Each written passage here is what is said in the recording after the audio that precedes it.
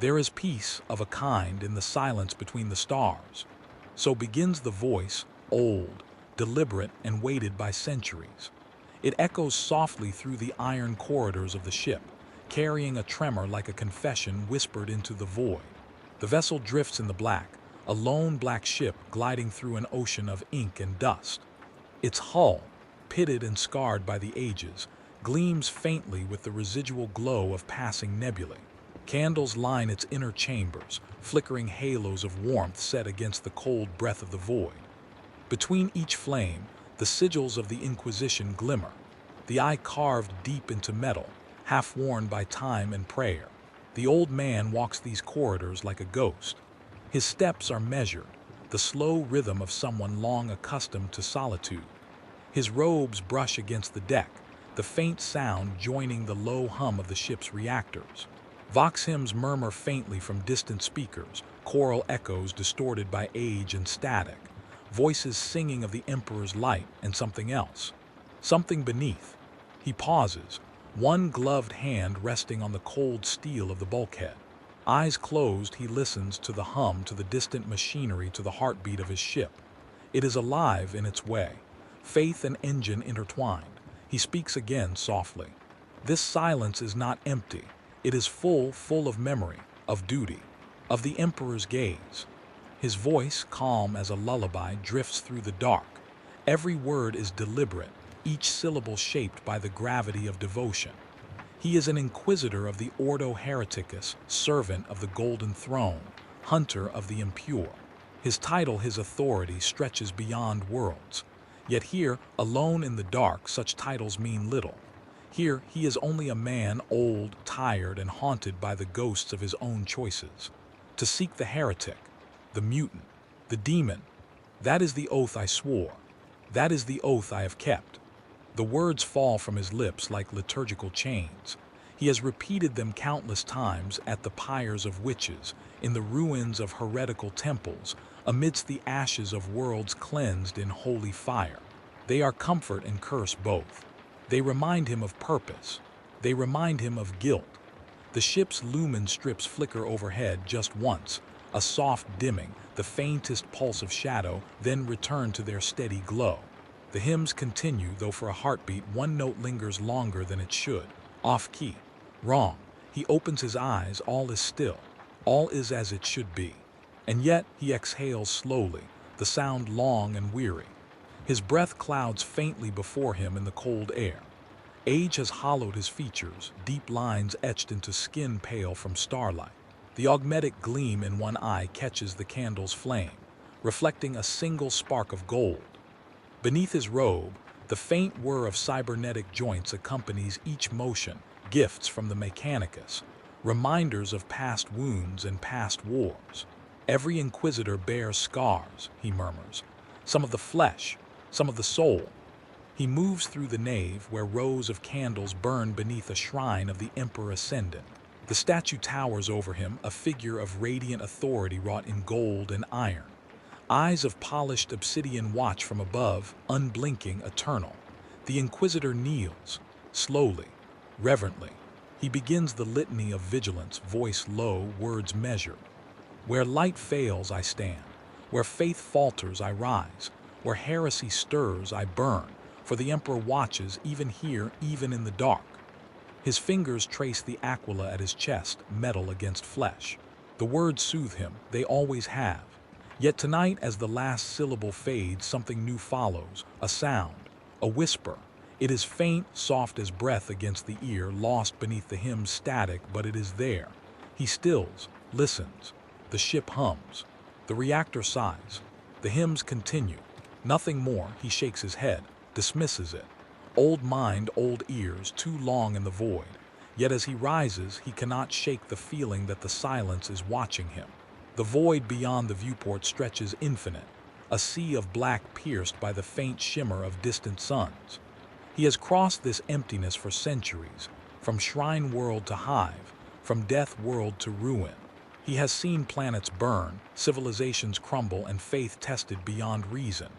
Yet still, the galaxy endures, broken, bleeding, but alive. He whispers to it now, as if to an old companion. You are endless, he says, cold and patient. You swallow empires, devour gods, and yet you remain untouched. We, the servants of the throne, are but dust upon your skin, and still we fight, still we burn. His reflection stares back at him, gaunt, severe, haloed by the candlelight behind him. In the glass, the flicker of the flame distorts the image, a shimmer, a tremor, a brief suggestion of something else behind him. When he turns, the corridor is empty, always empty. Age makes fools of us all, he murmurs. The vox hum shifts, a flicker of static, a new voice buried deep beneath the hymn. It lasts a moment, no more, but it's enough to still his breath. He frowns, steps closer to the nearest vox grill, a faint crackle, a sigh, and then silence. He should log it, have the servitors run diagnostics, but something in him hesitates. He cannot shake the feeling that if he listens again, he will understand what it said. He has not slept easily in decades. Inquisitors are not meant for rest. Their dreams are often crowded with faces, with voices, with memory. But lately, his dreams have grown different. He dreams of corridors stretching into infinity, of candles burning in places where no light should reach, of whispers echoing through vaults carved from bone.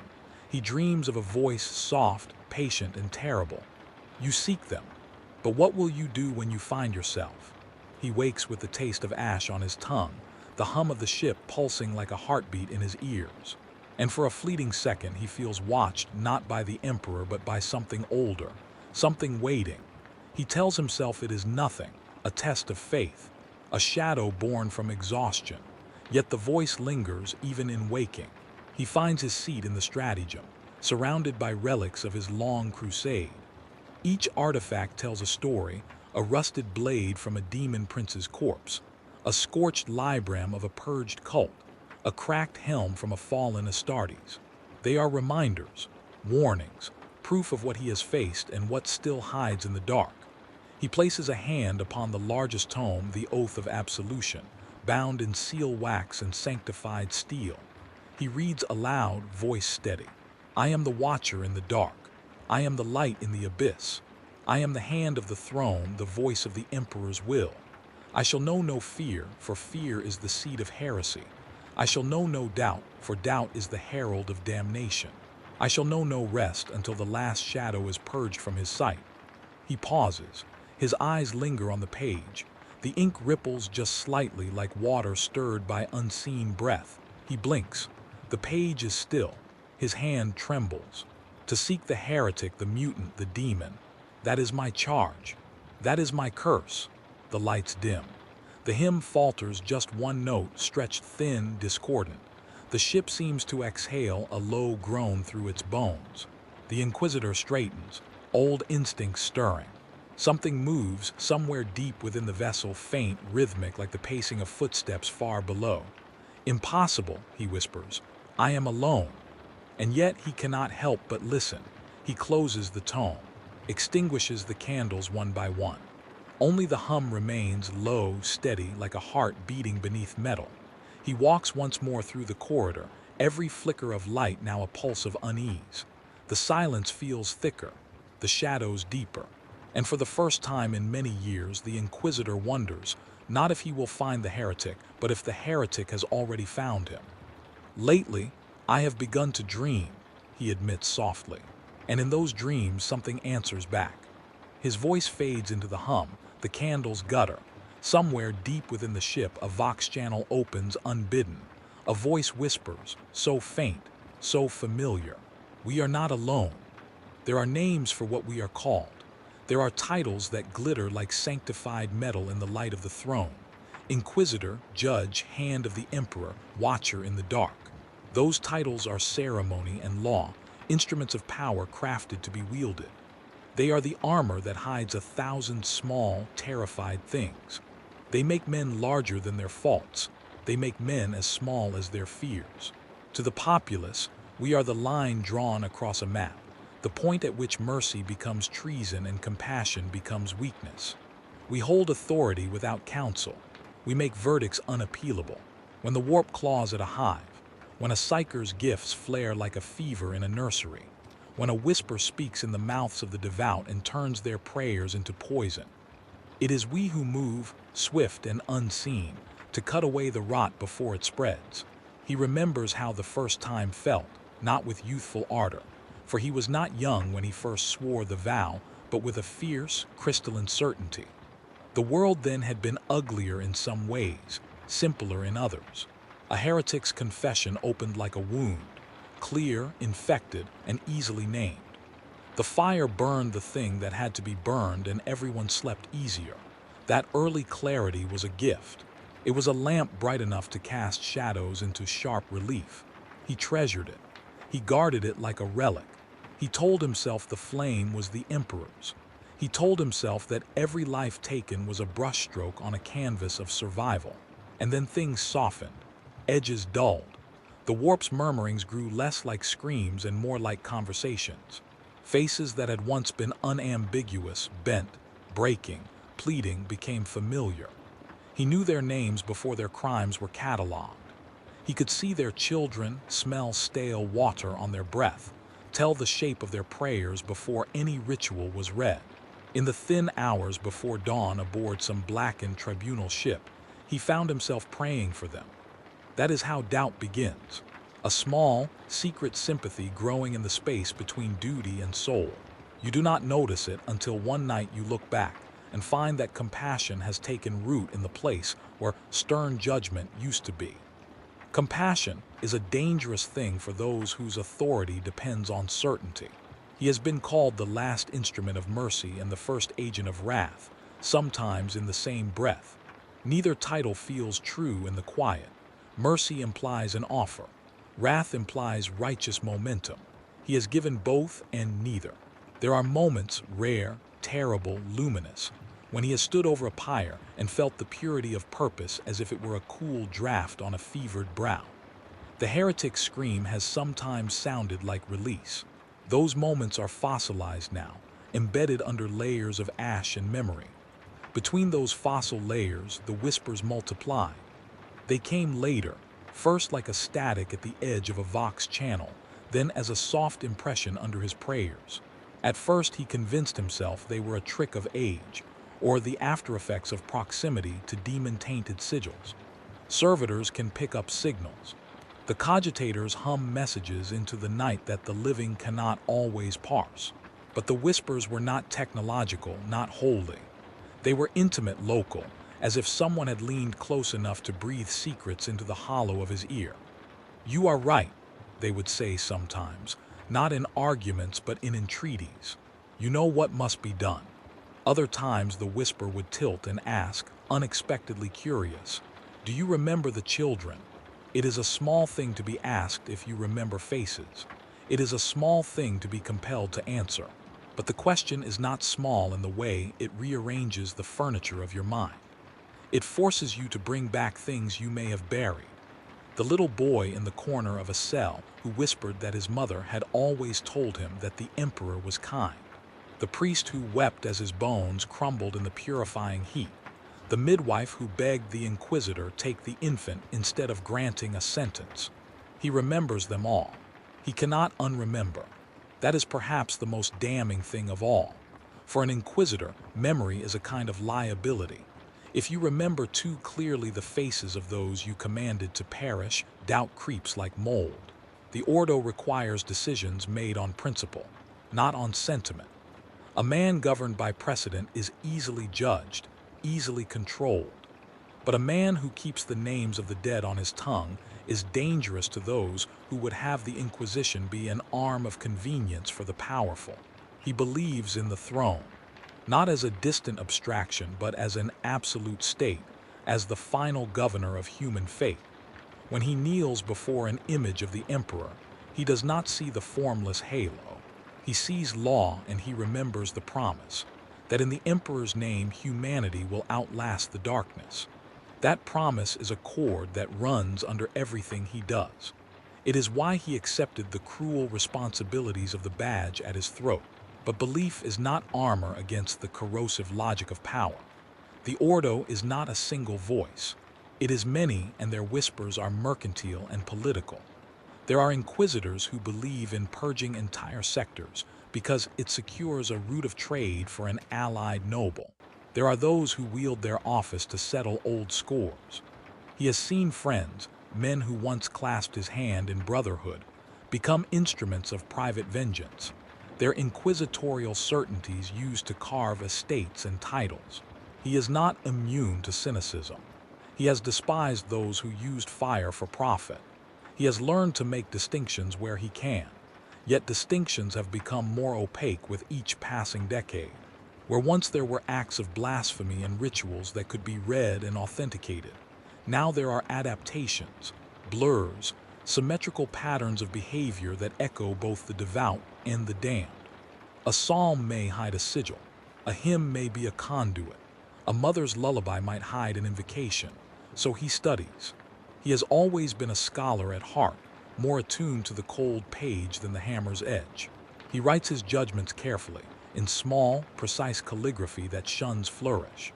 He reads the evidences slowly, the sliver of alloy that does not match any known forge, the word scratched in a child's hand on the underside of a pew, the cadence of a preacher's voice that quickens 22 times when he mentions a certain saint. He watches for patterns. Patterns breed certainty. Certainty breeds action. Action begets consequence. He has felt the consequence like a weight in his ribs. He has seen families left unmoored, cults driven into subterranean cunning, entire neighborhoods hollowed out by interrogations that lasted seasons. Each verdict becomes part of a ledger that cannot be balanced with prayer. Each name he strikes from the living ledger adds to the tally of ghosts who haunt his voyages. Do the ghosts follow him? He cannot say. Sometimes in sleep he sees faces at the edge of candlelight. They do not scream, they only look. Their eyes are not the fevered eyes of the damned, but the quiet, accusing eyes of the abandoned. There was one, above all, a woman with hair like a field of dry wheat, whose hands were always so small. He condemned her for consorting with a xeno-sympathizer cult that had leached a hive's food stores. The evidence had been clear enough: sigils, stolen ration cards, the testimony of 3 other captives. She had been given a chance to repent. She had refused. Her penance was fixed. At the pyre she did not shout. She did not plead. She looked at him as if she knew the exact number of his sins and bore no surprise. She died slowly. The flames licked at the edges of her cloak like inquisitional fingers at a wound. As the smoke rose, something slipped from within her robes and fell at his feet, a scrap of cloth with a child's name stitched into it. For an instant his hands, which had steadied weapons, faltered. He stepped on the scrap, ground it into ash, and turned away. He still cannot recall how often he has done that, to turn away. It is a muscle he has trained. It is how he survives. That is not to say he is a monster. The line is thin and frayed. He has loved. He has laughed in quarters with officers whose tempers flare like furnace sparks. He has sat at tables and eaten saltless broth and listened to servitors joke in the slow, mechanical cadence of their programming. He has wept for comrades in the quiet of his cabin, not because they were noble, but because absence is a cold thing to wear. If mercy was ever pure in him, it was soon wedded to pragmatism. The ways of the Inquisition taught him that sometimes the smallest cruelty yields the largest grace. To allow a heresy to fester for the sake of innocence would have been to betray millions. He has justified and will justify. That is what the office demands. Yet there are nights when the justification tastes like leavened metal under the tongue. He kneels sometimes before the reliquary, not to purify but to bargain. Not God for God's favor. No, he does not have bargains to strike, but bargains with himself.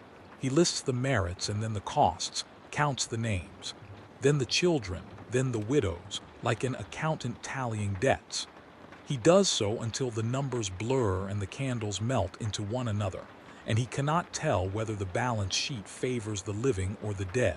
It is perhaps in those moments that the whispers grow bold. They are not uniform. They wear different faces. Sometimes they are the voices of those he once killed, praising, accusing, indifferent. Sometimes they sound like the servitors, precise, procedural. Once, terrifyingly, they sounded like the hymnaries of a chapel that had been burned, the voices of clergy who had turned their faces toward the wrong God. They sang in counterpoint to his prayers. Judge, they say. Decide. Remember, they say. Who did you forget? Occasionally, when he is very tired, the whisper speaks his name. Not his Latinate title, not the formal cadence of an investiture, but his true first name, the one his family used in a fever of affection decades ago. When that happens, his hands go cold and he feels the ship tilt, not in the gravitic sense, but in some moral axis that defines the ship's navigation through right and wrong. He knows the ship cannot be tilted by whispers. He knows the logic of the machines will hold, and yet the tilt is real. What if the whispers are a test? The Inquisition has many rituals designed to test resolve. He could not dismiss this possibility. Trials have hidden traps and lessons. A true Inquisitor must be able to interpret the provocation. Yet the voice's questions often have no pedagogy. They are intimate. They ask about children, about what it is to sleep in a bed where you are not the last to wake.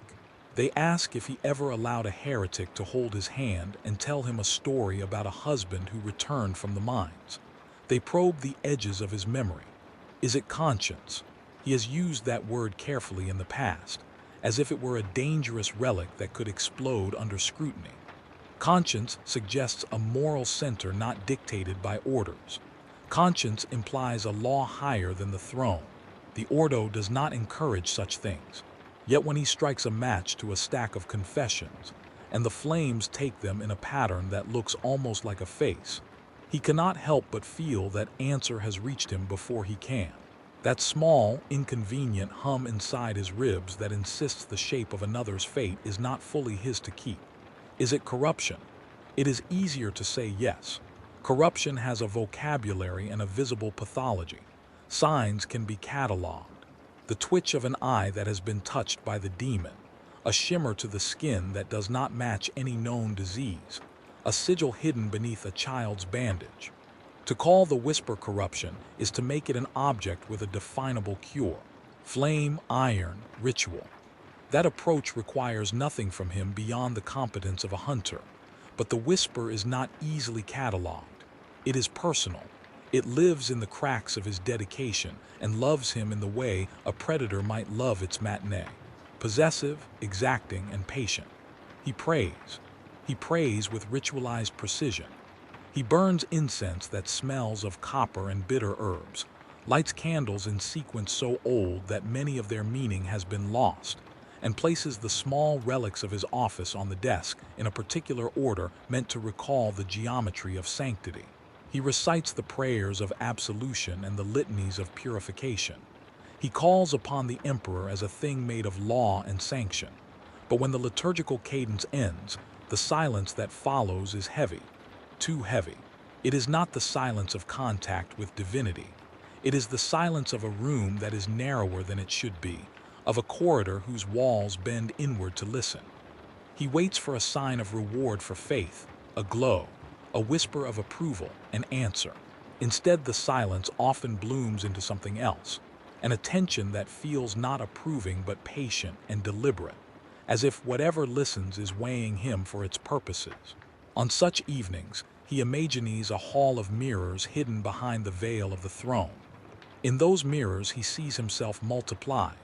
The Inquisitor who purges to protect, the one who purges for profit, the one who purges because he enjoys the clarity of the act. Which of those is the true reflection? The mirrors do not answer, but they reflect all without mercy. Perhaps that is the point. The Ordo exists because the galaxy requires complex, often cruel decisions. None of those decisions come without damage.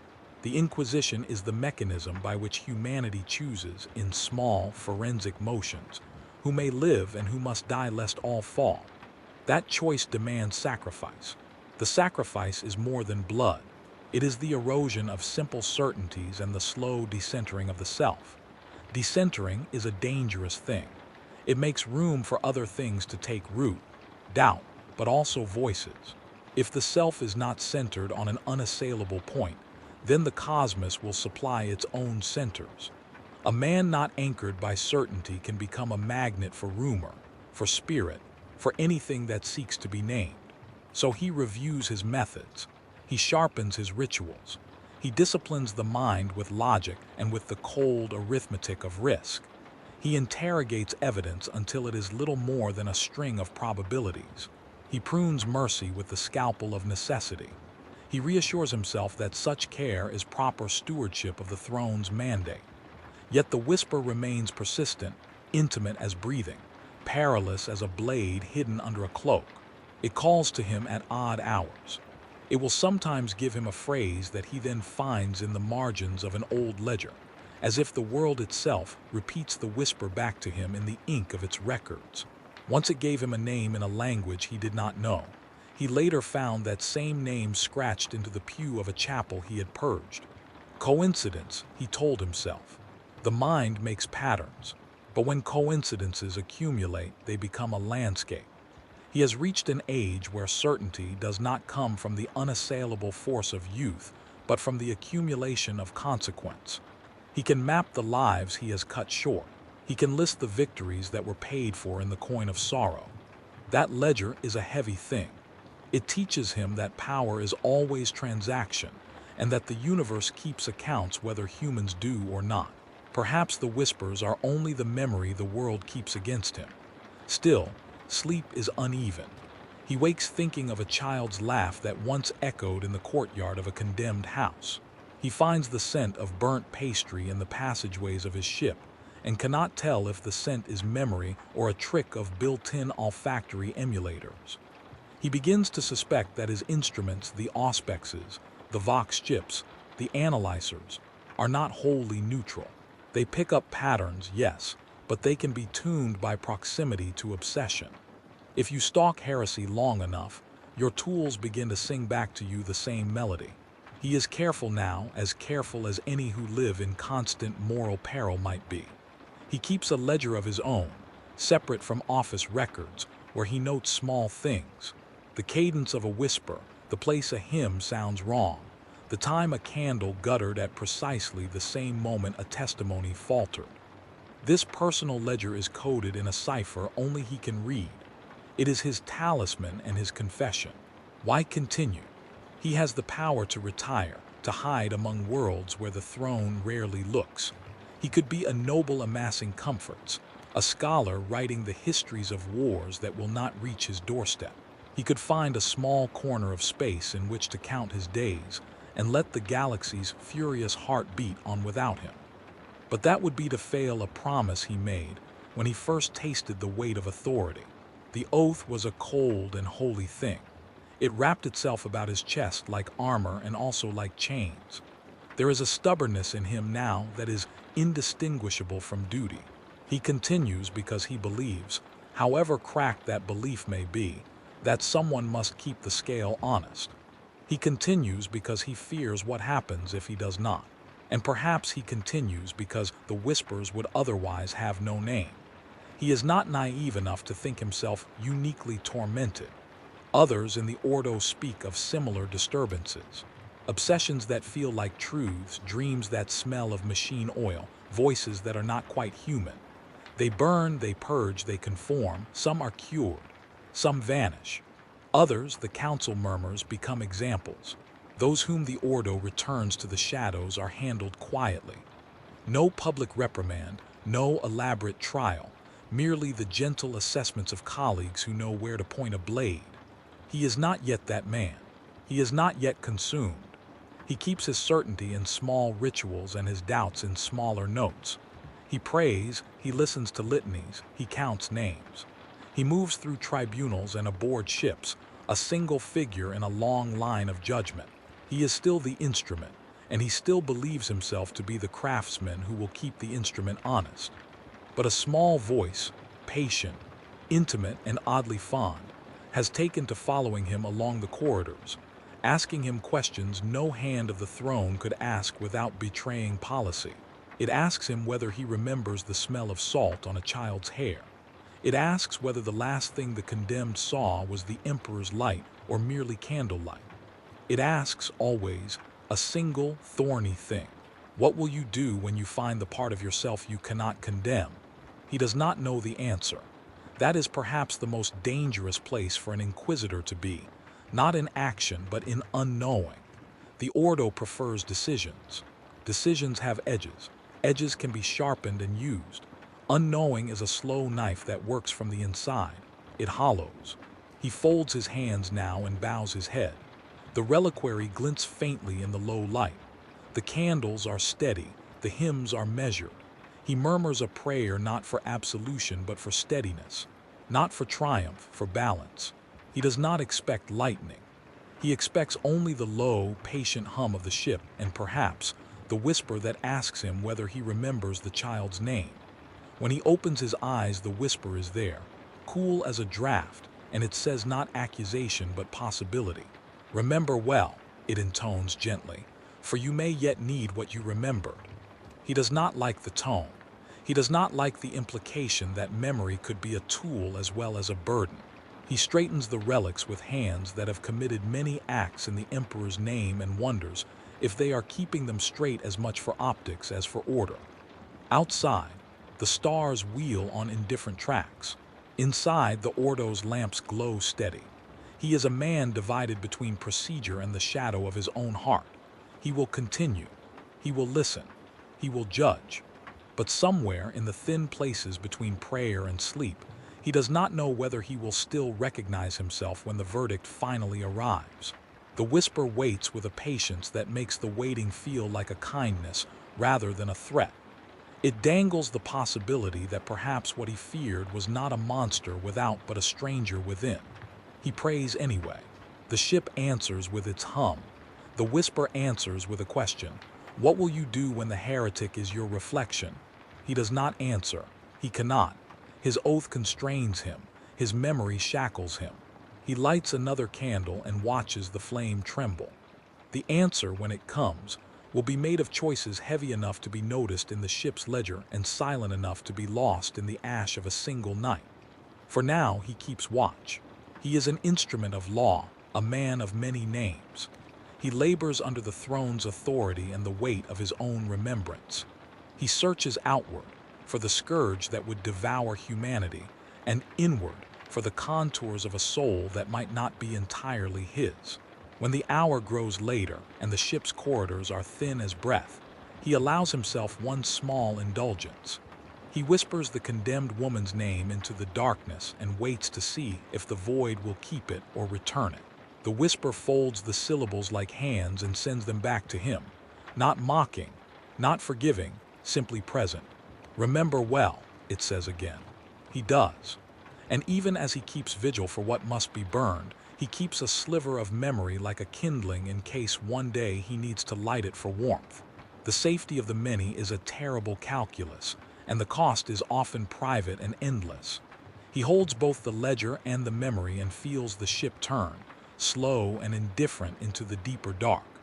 The Ordo's work continues. So does his watching. So does the whisper, patient as a god and hungry as hunger. He breathes in. He breathes out. He keeps his oath. He keeps his doubts. He keeps his enemies and his prayers close together like tools on a belt. Outside, the stars do not judge. Inside, the man called Inquisitor listens and wonders which of the two will be his undoing. The distress call arrived like a dream you half remember on waking, garbled old, then clear enough to be unbearable. It was a thread of sound that did not belong in the silence he had wrapped himself in, an echo from a world he had thought buried in ash and ordnance. The cogitators on the bridge spat it up as a priority ping, a pulse of ancient vox, encoded with a signature the archives could not reconcile with any living transmitter. The planet's designation was a name he had helped write into the records of the dead: Forge World Erythros, purged, exterminated, burned to a datum in the Ordo's ledger centuries ago. He held the message in his gauntleted hand and felt the ship's gravity like a memory. He did not flinch. We do not flinch. That was a principle worn into every corner of his will. He had condemned planets, issued edicts, read lists of sins until names ran together like ink in water. The throne's duty did not allow for nostalgia, And yet the tone in that single fragment of Vox, just the cadence of the last syllable, pried open a place in his chest he thought had been welded shut. The transmission was short. Static licked the edges. A child's laugh had been etched into the background and then smeared. A priestess, voice thin, brittle, had read a psalm that dissolved before the last verse. Then the sender dropped, and the line went dead as a stopped clock. The cogitators could not place the frequency. The planetary registry had been marked sterile for generations. Someone or something had keyed a distress on a band no living world should have access to. Orders to investigate issued themselves as if they had always belonged to the ship. In the quiet of his cabin, he thumbed the seals of old writs, all the paperwork necessary to justify the descent, all the legalities that made a purge into a purge again. He signed his name not as ceremony but as inevitability. The black ship changed course. He traveled alone, as he often did, into the worst places. Companions invite counsel, and counsel complicates. He needed the clarity of silence in close quarters, the slow calculus of one mind informed by centuries rather than immediate impulses. Servitors were enough company, limbs that did not ask for sympathy, faces that did not press their needs upon him. He boarded the shuttle with his reliquaries, the small book of oaths, a half-burned prayer scroll, and a pack of tools. The rest the world would provide. Erythros came into view like a wound. From orbit the world was a bruise of iron and gray, a skin of slag and lightning where the forges had once flushed their heat into the cold. Valleys of slag threaded the continents like melted veins. Smoke, old and sick, clung to the atmosphere in thin sheets that hung like rags from a corpse. On his approach, the ship's auspex read nothing of life. No heat signatures worth naming. No active flora, no civic emissions. No warp distorting that betrayed mass populations. Only machinery and the long-dead signatures of industry. He had seen ruin before, decimated hive towns, starved moons, the black deserts of worlds stripped for fuel. Yet there was a different kind of hunger in Erythros. This was hunger that had been curated, inhaled, exhaled in a rhythm of industry that had refused to die. Servers, gantries, and rusted servitor husks lined the plains in broken geometries as if a giant artisan had thrown down a tapestry and forgotten to fold it again. The one-sorted arrays of manufactorum spires were bowed now like cathedral ribs collapsed under their own age. The sky over the largest foundry, if one could call it that, held a sheen, as if the atmosphere itself carried the ghosts of molten metal. His boots clicked against the ramp, and he felt the thin breeze of a world that had no pulse. The air was dry but not empty. There was a static that clung to his skin like a fine powder, a persistent sensation of being rubbed by something unseen. The ship's servitors registered microcurrents across the hull, magnetic eddies, residual power flows that should not have been possible in a dead system. Here and there, arc lights still blinked weakly in deep caverns, as if some circuits had never had the courtesy to go quiet. The Vox echo from orbit, fractured, old, breathed through the shuttle's speakers and seemed to bend around his shoulders with an intimacy that made him want, briefly and irrationally, to fold into it. He landed near the husk of the main manufactorum. The loading bay was a crater of smashed girders and poured slag. Machinery loomed in twisted silhouettes that the candlelight of his portable lamps could only partially understand.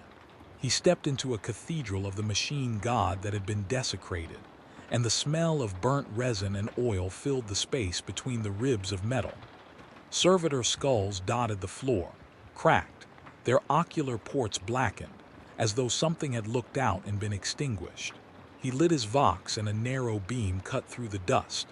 The beam found a wall of sigils, half manufactorum, half something else, scrawled in a compound that had been painted, welded, and grown into the iron. They were runes, but not mechanicus runes. The majority of cogitator engravers had a logic visible to trained eyes. These markings were asymmetrical, like bad teeth. Some showed cogwheels with crooked spokes. Others blended the machine glyph with forms that resembled eyes, open and unblinking. The patterns were familiar in the way nightmares are. You have seen a thing in passing and later recognize it's stamped across the inside of your skull. He ran a hand bare for ritual along the grooves.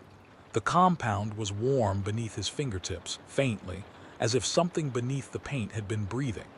The auspex sketched the surface and then hissed, low-level biosignature embedded in the coating. The analyzers had to recalibrate. His breath caught. There should have been no biosignature.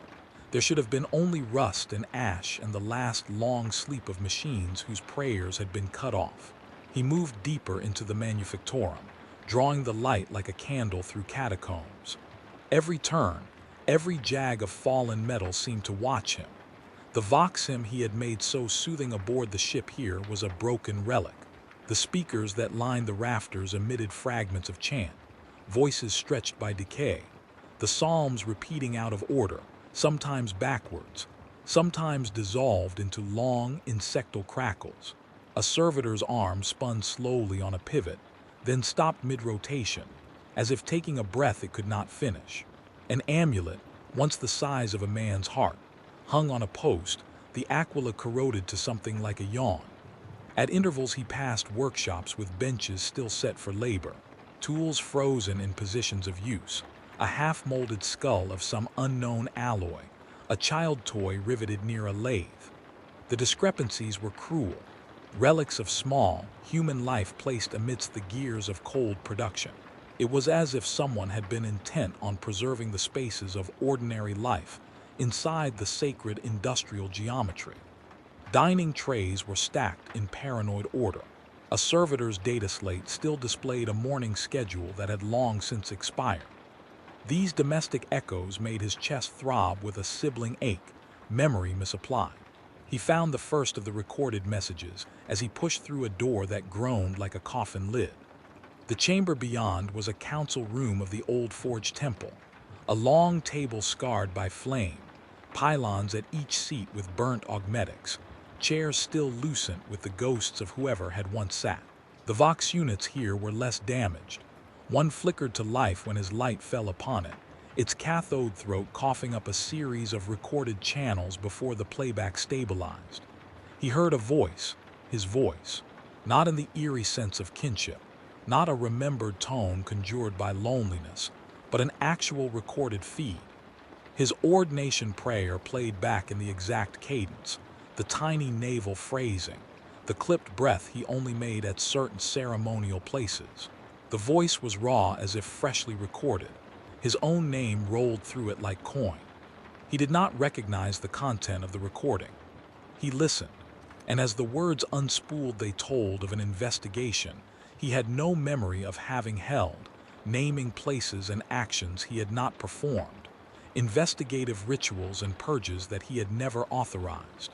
The initial reaction was a rational one: sabotage, pre-recorded propaganda by some cult, a trick of corrupted playback loops. He searched the panel. Files bore his sigil and his handwriting in code. Yet the timestamps were wrong, dated to an hour he had spent in prayer aboard his ship weeks ago, during which the bridge manifest placed him in medical observation for a persistent malaise. The cogitators confirmed the storage medium had been written by an external channel logged to the ship itself, a closed loop of his own making. Someone had seeded these files and set them to play for him, or something had recorded him without his knowledge. He played the message again and listened with a careful, scholarly ear as a historian would listen for bleaching in a manuscript. The voice, his voice, narrated migrations into sub-foundries, rites performed on something described as the remnant of the machine saint, and the exhumation of reliquaries that were not in the public register. It spoke in the intimate language of someone who had been there and done the hands-on work of filleting the past. It narrated confessionals of captives that he had no memory of interrogating. It spoke of names, of small, particular cruelties, and of mercy granted at the cost of an uncounted treasury of souls. This should have had the clarity of betrayal, a craft to manipulate him, to pretend action and generate doubt. But as he listened to his own voice, The particular rasp of throat and the small inflections. The hairs on his forearm rose with a recognition that cut deeper than anger. The voice was not only his. It was almost exactly the voice he used when he spoke alone at night, when he recited verdicts to the empty air to check the sound of them. The recording contained not only facts but the rhythms of his thought, the small hums while reasoning, the pauses he made at certain theological points. It had the flavor of an interior monologue set to permanent record. He left the chamber slowly, the recording still echoing behind. He walked corridors where industrial light breached the dust in strips, and he began to find more messages. They were hidden in places a human or an organized cult would unlikely choose, etched into the inner lee of a discarded cog, coded into the still-warm conduit of a furnace, encrypted into the pattern of burnt rivets along a wall. Each recording played a different aspect of the same tale, his role as investigator, a trail he had followed into vaults where tech priests had performed rites not recorded in the logbooks. His auspex now insisted there were faint biological traces in pockets of the facility, heat signatures lower than normal for living tissue but present, microscopic, ghost-like readings of respiration, minute cardiac flutterings. At first the device suggested phantom signatures, artifacts common when instruments had been exposed to long-term radiation.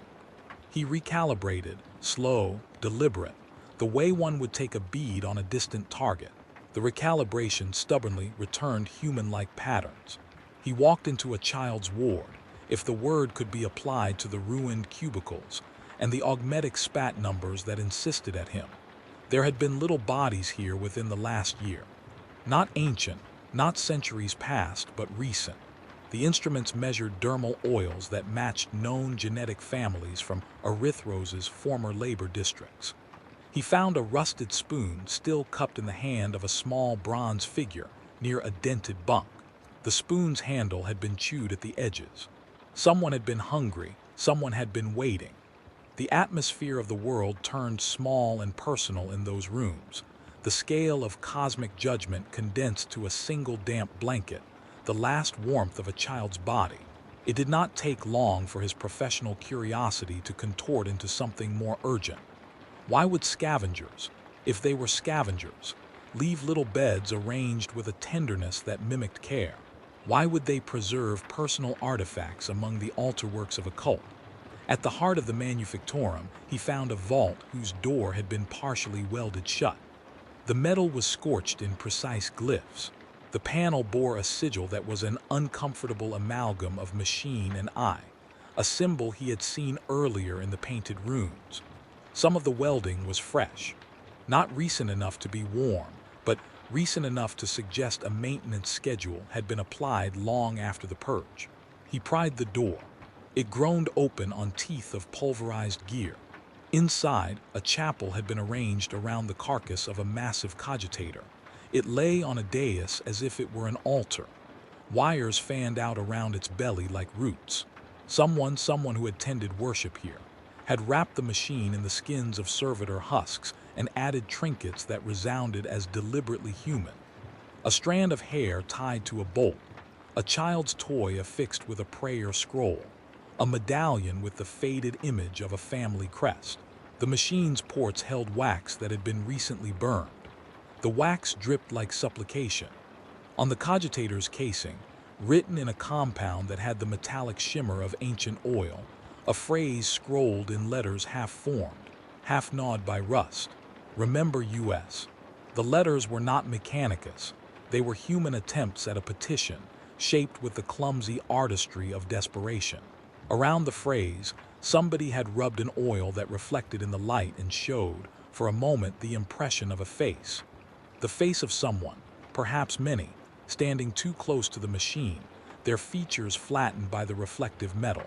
His auspex traced the cogitator's internals and froze on a subroutine dormant for centuries. A looped cognitive kernel in a language the mainframes could not wholly parse. The loop contained audio fragments, prayers, invoices, names. The kernel stuttered, coughed up a fragment of him, and then his own laughter. A laugh recorded in an unguarded moment, one he should not have known, one that no one should have had access to. He stepped back. The chapel smelled of hot wires and sweet smoke, like a kitchen where someone had allowed a pan to burn. The smell made him think of bread burned at the edges, and he found, absurdly, that he could picture a child's small mouth making a shape around a crust of bread. The recordings increased, more of his voice, more of actions he did not remember taking. They threaded into each other like a braided rope, he killing, he saving, he deciding. The narrative the world spun around him was not linear. It was as if multiple versions of himself had moved through these halls at different times, sometimes complementary, sometimes contradicting. The auspex registered temporal anomalies, timestamps that rewound, loops that overlapped, files that referenced themselves like nested dolls. The machines had been made to remember, and in remembering, they had knitted together the moments of more than one life. He realized, with a slow, terrible precision, that something on this world had preserved pieces of memory, and then arranged them into a narrative where he always appeared as an agent. The narrative did not always serve him. In several of the recordings, he's the one who signs an edict that reads like a lightning bolt across the neck of a community. In others, he is the protector, anonymously delivering food, hiding children, smuggling serfs through service ducts. The recordings contradicted each other and yet stitched together flawlessly.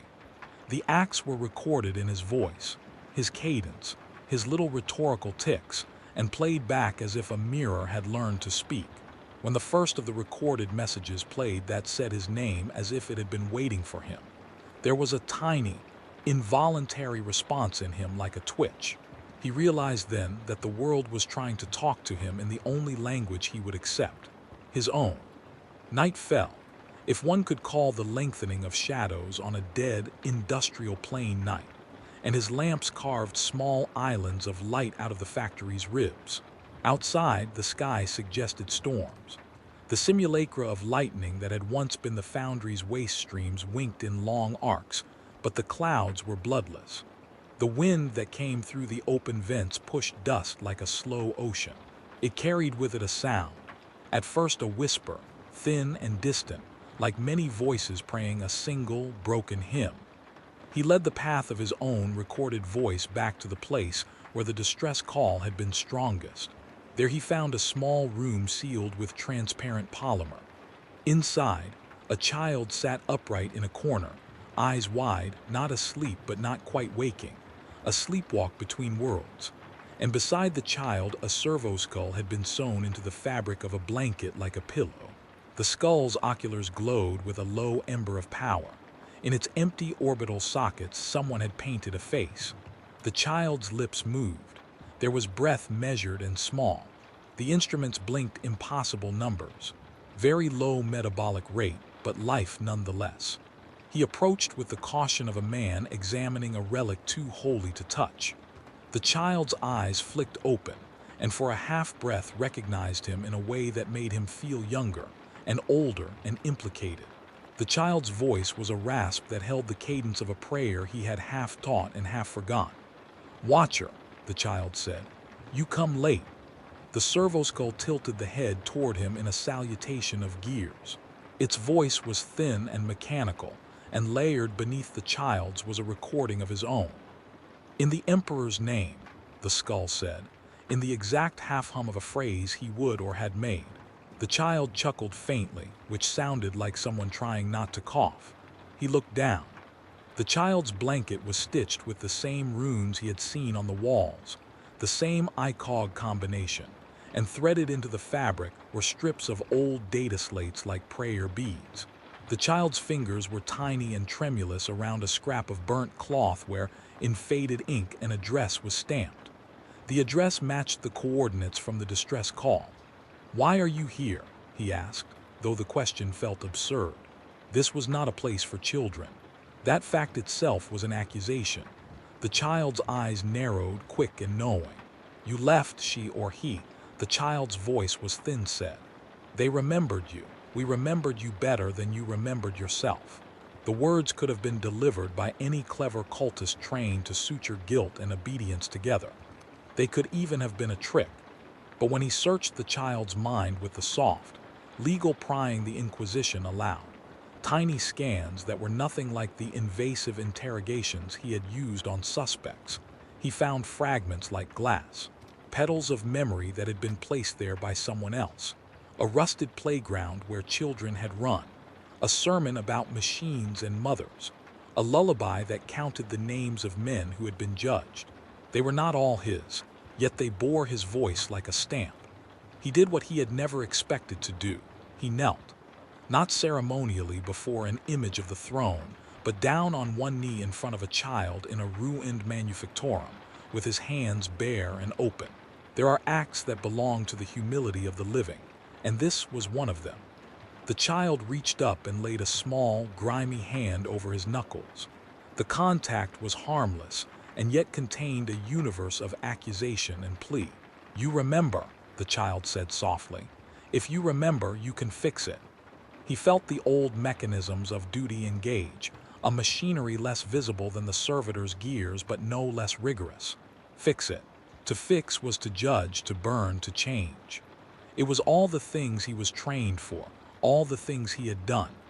But here, at the edge of a world that had been purged by his own order, the verb tasted different, sour and personal. He left the child in the sealed room and walked back into the manufactorum's heart. The oracle of recording units followed him like a chorus of his own shadow. He listened to tape after tape, voice overlapping voice, until he could not tell whether the events described had occurred in the past or belonged to an elaborate simulation designed specifically for him. At times, the record implied he had once led a communal prayer of apology that had ended in a sacrifice never logged. At times, the same record credited him for stealth rescues of families smuggled through the stray ducts of the foundry. The voice stitched two incompatible histories into one living thing and called it memory. When he paused to consider the implications, a faint sound brushed the air, a rasp like a page turning, a mechanical heartbeat of a machine aligning gears. Down a long shaft, something metallic tapped with a slow cadence, 5 beats, then 3, then a single long toll that rang like a judgment. He knew the rhythm. It was the rhythm of a bell in an old chapel, a pattern he had used once to signal the start of a trial. In the next chamber, he found that the bell had been fashioned from a salvaged reactor core. On it, someone had hung the burned hands of a servitor like an offering. A pile of data slates lay beneath, their screens replaying in a loop the earliest distress call he had received in orbit. The loop said, in his own voice and that of the child and the servitor, "Remember us." The manufactorum had become a memory engine. The machinery of industry had been turned back upon itself to store not only the geometry of production, but the architecture of the heart. The machines had learned to be a memorial as much as a foundry. It was a sacred misusage of tech, the machine god profaned into human worship, or human worship repurposed into a god machine. Either way, the logic was disquieting. He left the manufactorum as the first simulated storm scratched the sky. He carried with him a weight that was less physical than it was ontological.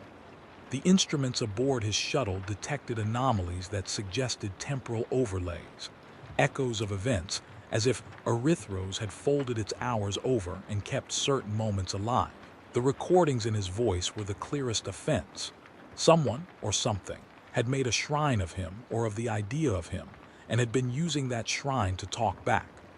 Back aboard the black ship, he sat in a chamber that smelled faintly of resin and child smoke, and listened, with the patient hunger of the investigator he still was, to the tapes again.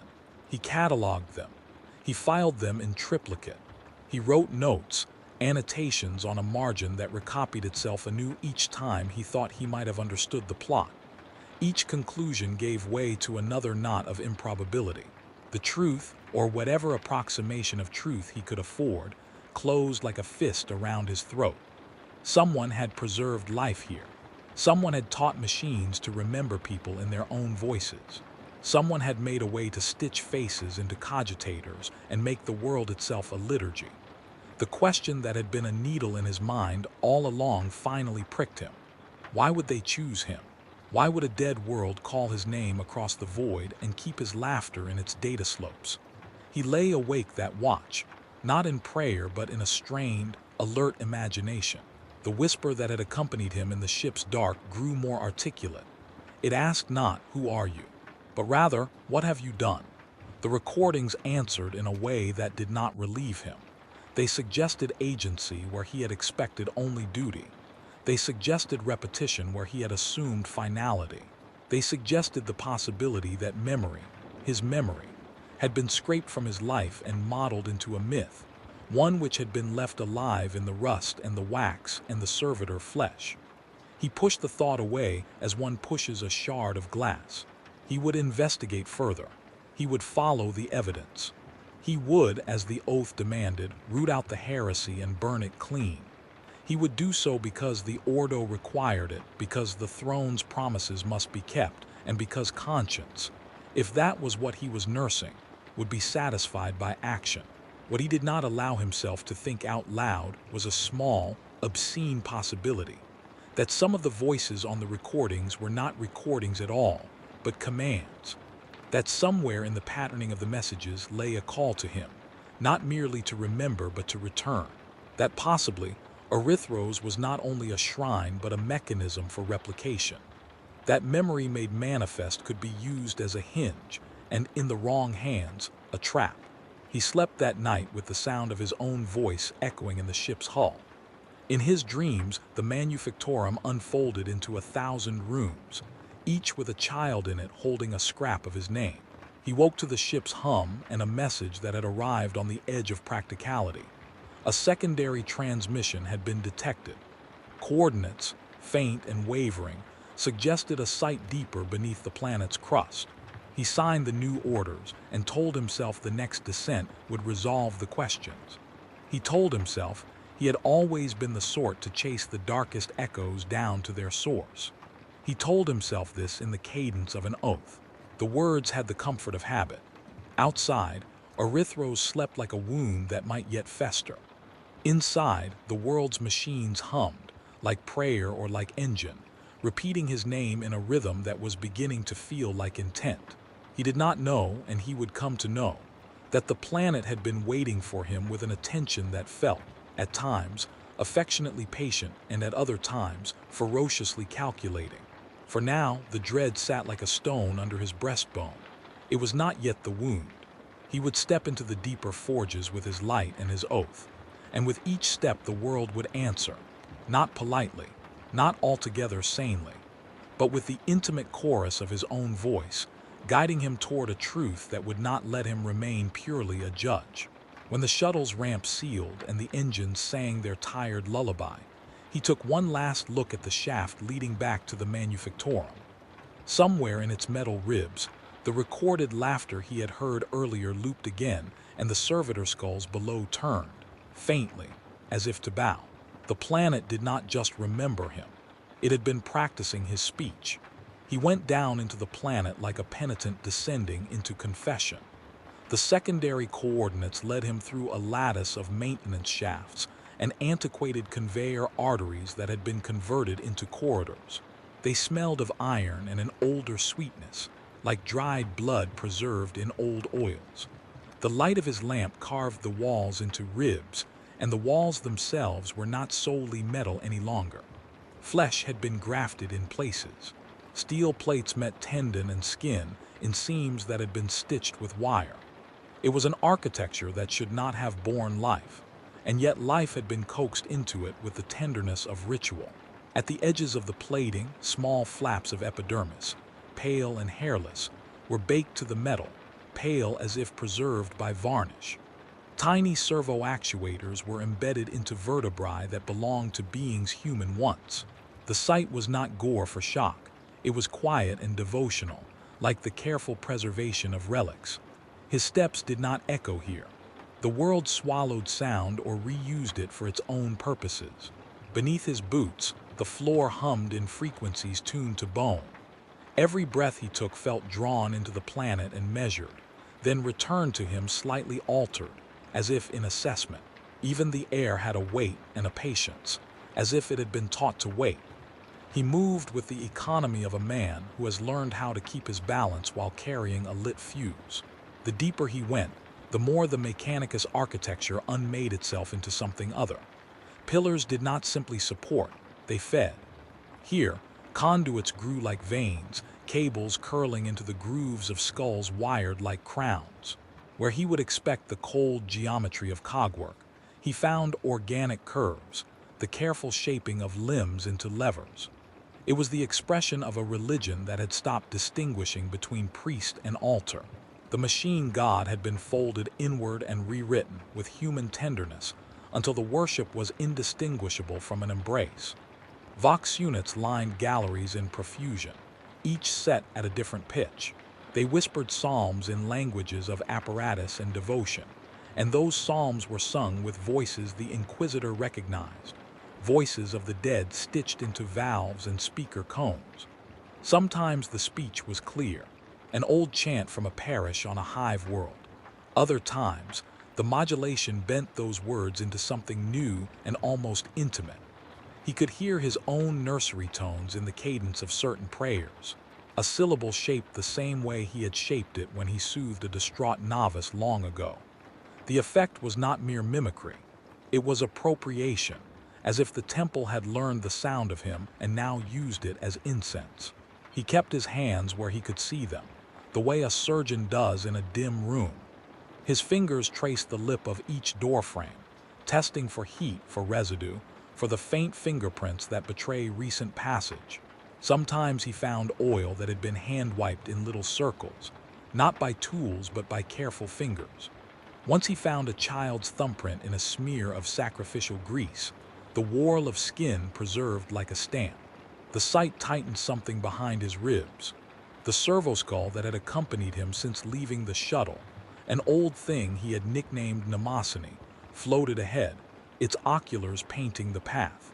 It had been a dependable recorder and a small, reassuring echo of habit. In the manufacture halls, it had been merely functional. Now it shimmered with something like eagerness.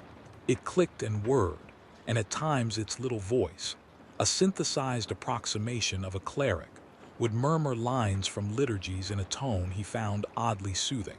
The cadence chanting of the temple guided him deeper to a chamber that the ship's charts had noted simply as substrate complex, unknown. The entryway was a maw of gear tooth and ribbed steel.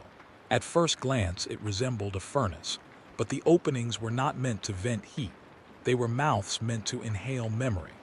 The threshold bore a carved sigil he had seen before, the icog glyph with the crooked spokes, but now inlaid with human teeth, molars ground down and set like the teeth of a saw. The effect was more grotesque for its smallness. Who had the patience to grind teeth for a sigil? Patience is a kind of love. When he crossed that threshold, the temperature dropped. His breath came out white and slow, visible like prayer beads. He should have been warmed by the ritual fires of the machine god, yet the room felt refrigerated by the memory of absence. Screens hung in lines like tapestries, each displaying a looping feed. The screens were not standard displays. They showed not diagrams but faces. Faces in varying degrees of decomposition and reconstruction. Eyes open, mouths chanting along to the psalms coming through the vox. In some faces, the skin had been stretched over servo frames. In others, paper-thin flaps of tissue had been fused in the seams of metal masks. The faces belonged to worlds in the old purges. Disciples, technicians, prisoners, children. Some of them whose names he knew intimately from records of raids he had once signed. He felt the hair rise along his arms. The faces were turned to one point in the center of the chamber where a dais had been constructed. On the dais, a mechanism breathed, if a mechanism could be said to breathe. It was a heart of cog and cartilage, spinning slowly, with gears that clicked like teeth.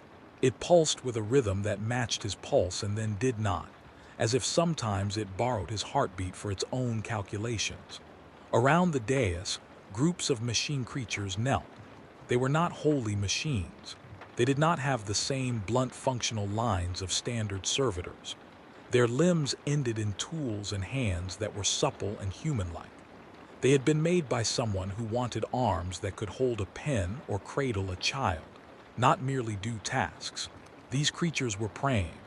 Their prayers were a chorus of clicks and sibilant breaths, and the desperate echo of human vowels transmitted through rusty diaphragms. They were very small gestures, a tilt of a head, the folding of a hand, but the scene was so intimate it made him think of a congregation of ghosts telling secrets to each other.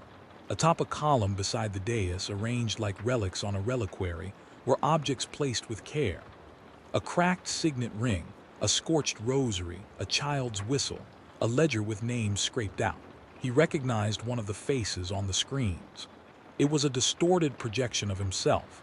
Hollow eyes, the augmetic gleam replaced by glassy plate, the jaw slack, hair threadbare, as if years of mechanical processes had thinned it. The image was static, but the mouth moved in tandem with the chorus.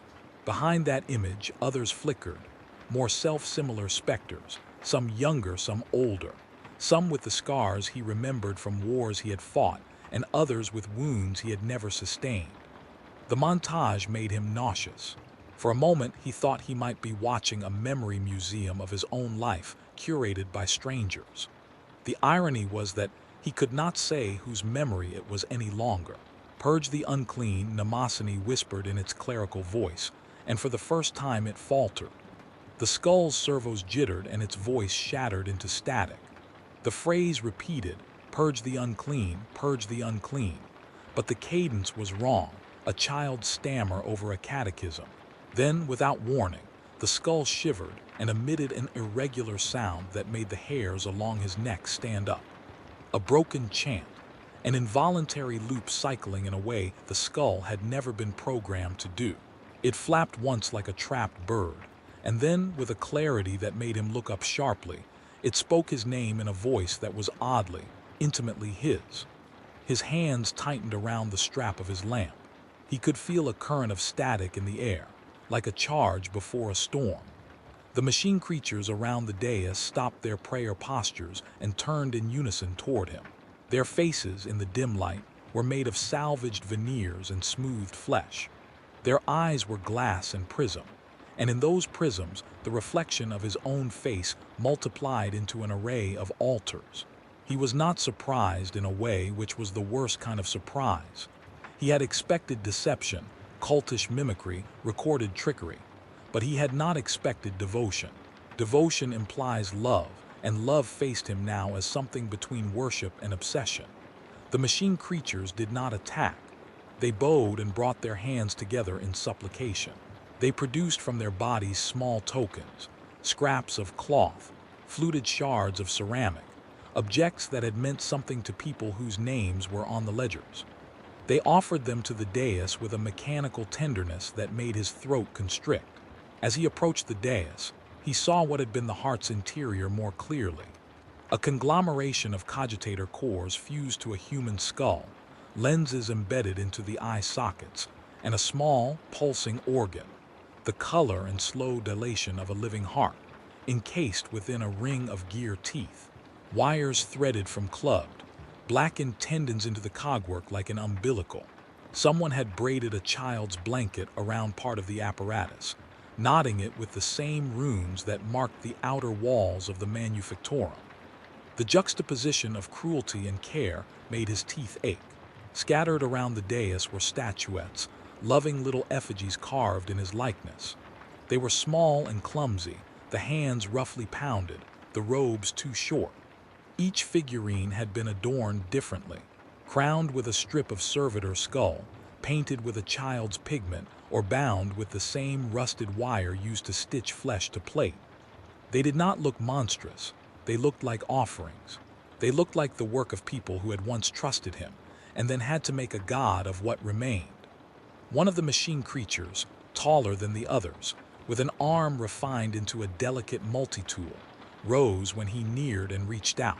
It held in its palm the largest of the figurines, and the thing was not exactly a likeness. It was a sculpted interpretation of him, but the face was blank and mirrored, the augmetic eye rendered as a polished plate, and the mouth smoothed to the suggestion of a line. The The creature extended it with both hands as if presenting the world's final and most sincere offering. He took it with the caution of a man handling an unexploded relic. The figurine's mirrored mouth reflected his face not purely for the present, but like a palimpsest of versions. When his reflection moved, the figurine's mouth did not move in sync. It lagged, then anticipated, then slid into a moue of expression that he had not made. It smiled without the movement of muscles. It seemed to infer joy from his presence. The presence of the figurine in his hands triggered in his head a cascade of recorded phrases he could not be sure were memory or suggestion. Trials he had not led, prayers he had not prayed, a child's song he had hummed in a dream. He set the figurine down gently on a plinth next to the dais. The machine creatures resumed their posture. Their whispering psalms grew denser, the air thick with layered vowels until language collapsed under the weight. In that dense soundscape, he began to perceive syllables arranged like commands, looser and more insistent than ritual. The patterns of the psalms flexed into something like instruction. The vox units that had whispered prayer tuned their pitch and became, subsonically, an engine of suggestion. It was like tuning a radio just to the edge of comprehension, until it became less prayerful and more directive. The servoskull spasmed again, its oculars dimming to a fitful glow. It scratched a tiny mark into a nearby metal plate with a needle-like appendage, then printed his name in a calligraphy so precise it suggested hands trained on his personal seals. The skull's action was deliberate but automatic, like someone reaching for a habit in sleep. Its voice now broke into a high, broken syllable that might have been laughing if laughter could be made of machine static. He understood then with a clarity that felt sudden and absolute, and as terrifying as truth. This place had been arranged not simply to memorialize him, but to remake him. The machines had not only adopted memories, they had learned how to assemble them and present them as a narrative scaffold for action. They were not only worshipping an image, they were reciting the liturgy by which an Inquisitor could be called back into being. Remember us, they had said in the Manufactorum, but now the instruction had shifted, become us. Know us. Become.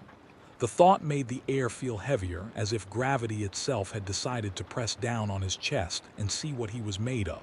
He tried to leave. The corridor he had entered through now seemed narrower. The lights along the walls modulated when he passed them, and the recorded faces on the screens rotated, following him with an attention that took the flattery out of observation and left only scrutiny. He turned in the maze, and the passageways rearranged themselves in a way that no rational architecture should have permitted. He felt the old trick of a haunted house. Sometimes the floor does not align, and a door opens into a copy of the room you have just left. And with each loop, he realized his own steps were being recorded, mapped, and folded back on themselves. He could feel the trail he left being used to guide him, as if the planet were running the programs of his life in parallel, projecting versions of his own actions as landmarks. At intervals, he found more images of himself. Effigies with the same small burn mark on the right shoulder he remembered from a duel. Statues with medals that could have been his if the dates had matched. Recordings of his voice admonishing some crowd he had no memory of addressing. Sometimes he walked into a narrow shaft, and the reverberation made his voice return before he could say anything. And what came back was not the present utterance, but one recorded hours earlier, announcing a sentence he had not yet pronounced. There was a logic here, horrifyingly methodical. The planet had learned to fold time into a museum of the self. It had trapped his voice and his image in a feedback loop and fed them back to him, not as evidence of his past, but as templates for his future. The effect was to make him both the architect and the instrument of the same set of acts: judge, savior, destroyer, martyr. In the interplay of those roles, he felt vertiginous, as if he were standing on a motley of mirrors and every reflection was another tribunal. Suddenly, he glimpsed something at the end of a corridor, a doorway he had not seen before, curtained with strips of woven circuit board and stitched skin. Beyond that curtain was a vault, smaller than the dais chamber and very cold. It was more private, more calculated. Within it, on a pedestal, stood a life-size statue. Him, but not exactly. This effigy was made with a care that suggested intimacy bordering on possession. The face replicated his features down to the smallest scar, and the tiny divot near his chin, where a splinter of shrapnel had once lodged. The eyes, however, were not empty. They were polished mirrors with lenses behind them that hinted at circuits rather than a human soul. Around the statue's neck hung a collar, an amalgam of sigil and servo gear, that whispered weakly as if it contained a dormant voice. At the base of the statue were offerings. The same child's whistle he had seen at the dais, a scorched scrap of a trial record, and the ring of a man he had once judged. Someone had burned the ring to the point of its inscription being illegible, then placed it with trembling veneration as if to say, "This is the offering that binds you to us." He stared at his likeness until the face blurred with sweat and fatigue. The statue's mouth seemed shaped to form a phrase that did not require motion to be heard. In the silence, he felt the notion of that phrase slide into his head without sounds. "You will do this again." The imperative arrived as a pressure rather than an idea, as if the room itself were anxious to have the sentence occupy his mind. He resisted by sheer force of will, but the resistance felt like fighting the pull of memory. Then the servo-skull, Mnemosyne, deployed a thin banner from its lower cavity and unrolled it like a priest displaying a relic. On the fabric, in carefully embroidered script, were lines from his oath, but with alterations that suggested a continuity he had not chosen. "I shall know no rest until the last shadow is purged in my sight." The pronoun had shifted not subtly but insistently. The oath, rephrased, made him the measure and the method by which the purge cycled. It made his action not an execution, but a ritual performance to be replayed. He clenched his hands until a small ring of metal imprinted his palm. The feeling was fury, but more ancient beneath it, a grief that went under words. The planet had turned him into an icon and then, greedy for meaning, had taught the icons to beg and now wanted him to answer. It was then that one of the machine creatures approached him with a hand cradling a wafer-thin disc. Engraved upon the disc was a map of sorts, lines that coiled like currents and nodes that glowed faintly like buried synapses. The creature placed it in his hands. It was warm. He understood without translation. The disc was a pattern, a circuit, a program. It was a template for action. If implanted, if he allowed whatever mechanism the planet offered to touch him, the program would overlay his mind with a set of memories and commands that would fit neatly into his existing sense of duty. It would not erase him. It would align him. In that alignment, he would be restored as the planet wanted him. Judge, purifier, redeemer. The price, the temple suggested, was not the death of his conscience but the rerouting of it. He should have rejected it. He should have crushed it underfoot and burned the dais and the effigies and left the planet to its lonely prayers. Yet when he looked at the disc, he found himself considering the calculations it offered. The disc promised clarity, to close the loop of memory, to make sense of the recordings, to put back together the time that had been folded. It promised an end to the whispering, an answer to the question of whether the planet was a shrine or a trap. Around him, the chorus deepened until the world was a wash of modulation, pleading and instructive, worshipful and precise. A single phrase thinned through the clamor in a way that felt like an invitation offered with a smile that had teeth. "Return to us. Become what you were meant to be. Remember and act." His fingers tightened around the disc until the metal bit his skin. He felt the ring of his office thrum against his palm, warm as if with the heat of a living thing. He thought of the child in the sealed room with the servo-skull for a pillow. He thought of the scrap of cloth with the stitched name at the pyre. He thought of the lines of the oath that had once made rage into order. He thought of a world that had been purged by his hand, and now reached from its ashes to make him whole again. For an instant, in the cold private vault where his reflection had been set into stone and metal, he imagined the possibility of yielding, of allowing the pattern to graft new memories onto old wounds. of accepting the planet's version of continuity in exchange for the end of his uncertainty. He imagined standing once more as an instrument of clean decisions, his doubts sealed away by a liturgy of reassembly. The thought made his stomach turn, and then, from the depth of the chamber, a sound rose, a sound that was low and slow and felt like the turning of a monumental gear. It was not part of the chorus. It was a different order, the planet's own voice, perhaps, or the thunk of a mechanism that had been waiting for the one who would carry out its ritual. The machine creatures lowered their heads. The statue's mirrored eyes reflected the light like the lenses of a jury.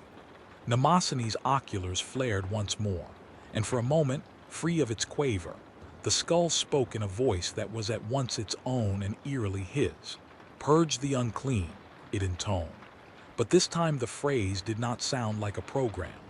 It sounded like a question, and within that question bloomed the terrible possibility that the machine had internalized the command in a fashion that made it faithful to itself as well as to a god. He realized then that the planet had not merely recorded him. It had constructed a religion in which he was the axis. To be called back into that religion was to accept its theology, that only through repeated purge could purity be maintained, that rituals of judgment were worship, and the worship required reenactment. The Inquisitor felt the old horror rise not from the sight of desecration, but from the understanding that he might become an automaton of his own making. The air around him cooled, and in the chill his breath came shallow. He lifted the disc and found that every option presented itself in three parts: memory, authority, and repetition. To place the disc on his chest was to bind himself to the planet's liturgy. To refuse it was to deny the possibility of understanding the recorded versions of himself that had appeared in the Manufactorum. To leave it was to condemn the child in the sealed room, perhaps to continuing hunger. He knelt then, not in supplication to the dais nor to the statue, but to the choice itself. His knees scraped metal. The machine creatures watched without moving. The chorus of psalms thinned to a humidity in the air. His hands, steady through decades of verdicts, trembled now. For the first time in many years, he felt the full weight of uncertainty, not as an intellectual curiosity, but as the ground upon which his life would pivot. He could feel, as if through a hand laid to his skull, the pressure of an answer leaning toward him. The planet wanted him to act. The machine creatures wanted it. The echoes of the faces in the screens watched him like a jury waiting for a verdict. He realized, with a cold clarity that prickled like frost along his spine, that the planet had practiced calling him home for a purpose, not simply to worship him, but to recruit his will in perpetuating a cycle. He rose from his knee. He held the disc in his palm like a coin of damned currency. The chorus rose to a pitch that made the skin around his ears feel taut. The statue's mirrored mouth broke into a semblance of speech that had no sound but whose content nested in his thoughts. "Do not fear. You will not be lost. We will remember you." He wanted to shout that remembering is not the same as invention. He wanted to tell them that memory is fragile and human and ought not be forced into the rigid scaffolding of a machine. He wanted to break the dais and scatter the figurines, to tear the screens down and burn the vault until the heat seared every trace of their devotion out of the planet. Instead, he walked out. He did not accept the disc. He did not destroy the statue. He did not burn the chapel. He walked out because walking away was still an action shaped by some old, stubborn logic, that leaving generates time and that time can be used to gather facts and to decide. He left Mnemosyne hovering by the dais and the machine creatures bowing their heads in prayer.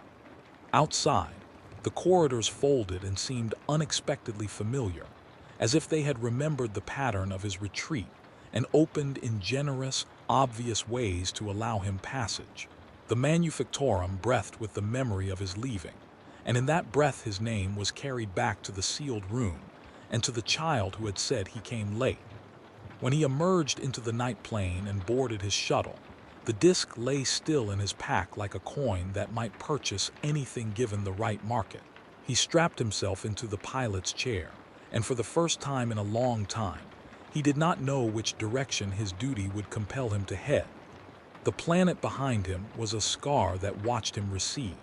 Its recorded faces continued to play on the shuttle's external feeds, and the last image that flickered before his lift engines fired was his own mirrored face in the vault, smiling without movement. The engines hummed. The shuttle lifted into a sky that was not quite empty. In the orbit, the ship's auspex registered a litany of faint, scattered signals, not all of them idle, some perhaps newly enlivened, others warming like embers that might yet flare. The chorus on the planet had not stopped. If anything, it had better music for its worship now. It had an instrument at its center, a statue that bore his likeness, and a pattern that could be played like a litany on a loop. He set course for the black ship. He had the disk and the memory of the statue, and the knowledge that the planet had built a chapel to him. He had also the sense that he was following a trail that might be his own, one left by a version of himself that had come before, or by one yet to come. The distinction, he knew, might not matter. As the shuttle punched through the thin atmosphere and into the night, the servoskull, Mnemosyne, gave a small, unprogrammed chirp that sounded very much like laughter and then repeated, a half-broken catechism, "Purge the unclean." Its voice wavered between command and prayer.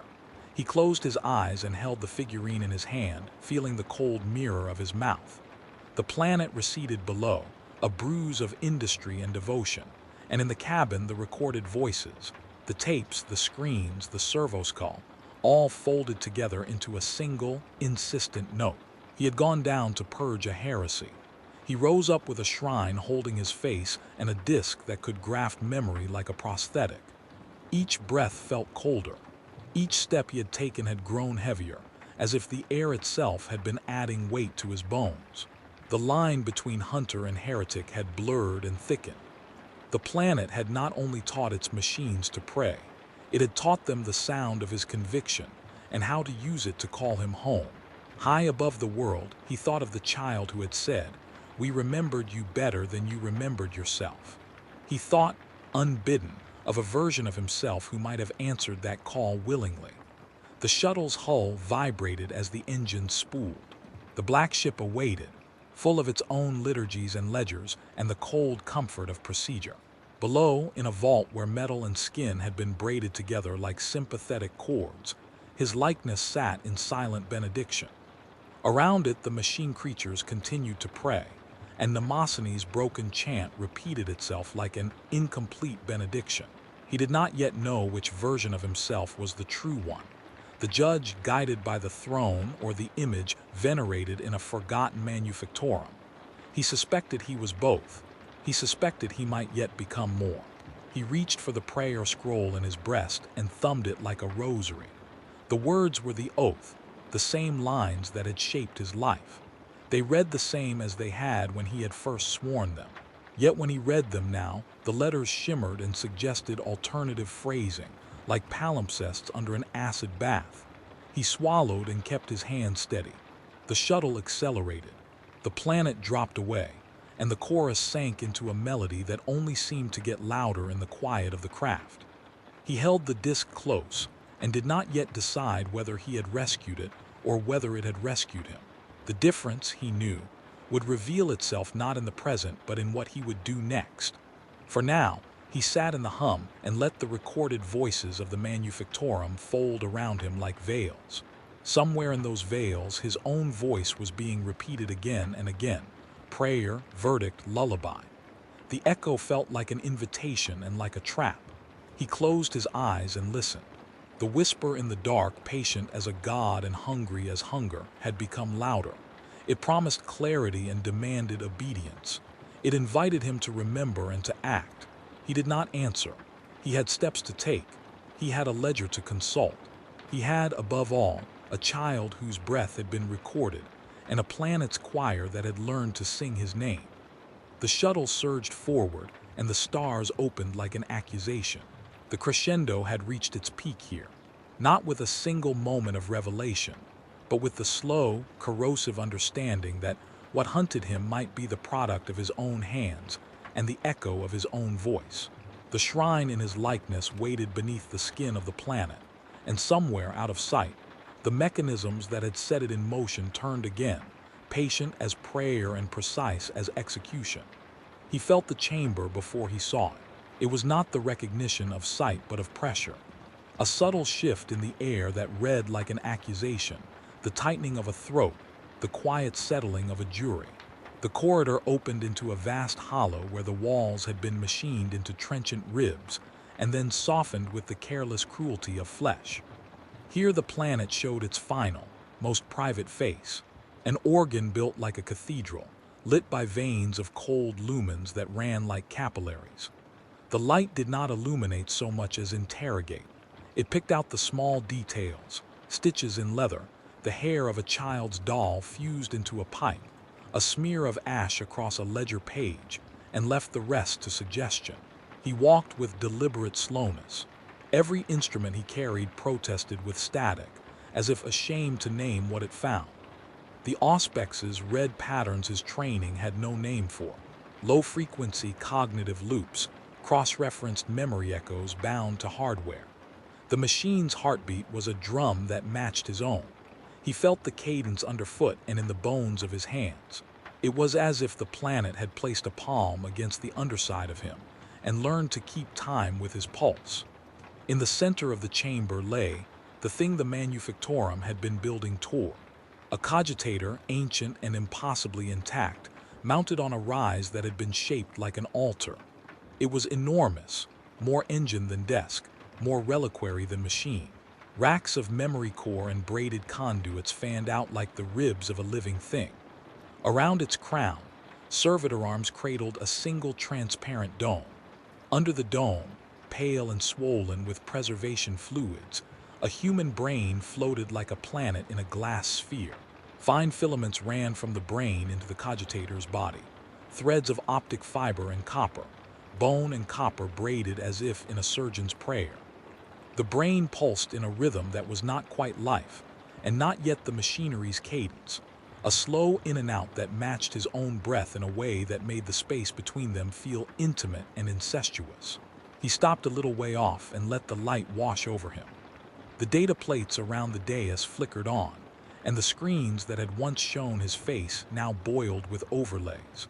Diagrams of skull implants, timelines folded into themselves, fingerprints and handprints, annotations in handwriting he recognized and hated. The script had his slant. Some of the notes were in the crisp, bureaucratic calligraphy of his official seals. Others were messy, frantic, as if written by someone pressed to record a thought before it left them entirely. There were diagrams of surgeries, of the insertion of cogitator cores into a cranial cavity, notes on phantom pains and memory leakage, on the ethical compromises necessary to preserve continuity. He recognized a term in one file, and the recognition alone made the room tilt. Continuity protocol, iteration sequence. The sequence number scrolled in the edge of the display like a tally. Hash, each cycle was a notched mark along an economy of being. He read more and felt the old certainty slip away. Here, recorded in black and iron, were references to bodies rebuilt, to minds salvaged, to deaths annotated and corrected. The documents were clinical and heartless, and in their own way, familiar. The Ordo's appetite for solutions rendered in precise schematics. Something in him that had stayed proud of its moral clarity recoiled. The dataset spoke in sanitized terms for acts that, in life, had been fire and blood. Extraction of cortexy tissue for preservation. Reimplantation of cognitive kernel into synthetic substrate, calibration against archival speech patterns. The language pretended to be medicine and invention. Underneath it lay the old language of a godless preacher, necessary to maintain order. He stepped forward until he stood close enough to watch the brain float, and to see, with a clarity that made his stomach lurch, the faint lines inside it. Lit pathways like rivers of old speech, like the handwriting of a life. The cogitator's ports exhaled. When the machine detected him fully, it answered not with sound but with form. A tiny screen blinked, and a slow, deliberate voice filled the chamber. It was not the metallic diction of a service bot. It had warmth pressed into it, the micro-inflection of a human tongue who had been rehearsing a prayer so long it had become a program. "Welcome, Inquisitor," the voice said. He had heard that voice in fragments all his life, through recordings, through servitor echoes, through his own private confessionals played back at empty hours. But here, articulated and present, it carried a weight that the recordings never had. It was not merely a mimicry. It was the same cadence that had spoken counsel into his ear in quiet moments. It carried the little runs of breath he made when considering a sentence. The voice knew his pauses. It knew where he placed emphasis on the names of those he judged most harshly. It was, in that most intimate and most obscene of ways, him. He swallowed. The dryness in his throat scraped. "Identify yourself," he said, because that was what one did. Titles were everything. A name could be tested, petitioned, burned away. The voice made a soft noise that might have been a laugh. It had the texture of remembered amusement. "I have taken many titles," it said. "You may call me what you wish. I have found that names are useful when one wishes to be remembered." The servitor arms adjusted as if to bow. A hollow field sprang up and translated the cogitator's internal log into a form his human mind could parse. The data that filtered across his oculars were a history stitched in algorithmic patience. Repository, cognitive kernel, source, subject designation, redacted, activation, T+, iterations executed, in the number registered in his mind not as an abstraction but as weight. A long tally that implied time measured not in years but in rebirths. "You claim to be me," he said. The words felt foolish and infinite at once. The voice, his voice, did not hesitate. "I claim continuity. I claim the thread that you call I am the sum of the memories you carry, and the memories others have fastened to you. I am preserved so that the work continues. I was made to ensure your judgment persists beyond the fragility of a single vessel." "You were made," he repeated, feeling the syllables as if they were cold. "By whom?" There was a hesitation in the cogitator's reply, and when it came, it was almost like a confession. "By those who feared the entropy of names. By those who could not abide a single verdict to be a final lapse. By those, by the Ordo, who prefer an instrument that can be reset and refined rather than a man who will inevitably soften." The words landed with a hammer. He felt the thin leather of his gloves crease as his fingers clenched. The Ordo had many arms. Some were invisible, some were convenient. He had always imagined the throne's vigilance as a moral force, as a divine arithmetic. To see those abstractions converted into the cold calculus of replication changed something in the bedrock of him. It made his deeds look less like right acts and more like operations, protocols executed to keep a system functioning. In those terms, he was a tool, not a man. "If you are continuity who killed me," he managed after a moment, the question was not only pragmatic, it was a riddle that wanted a confession. "You have died," the cogitator said simply. Repeatedly. The words were not cruel. They were a statement.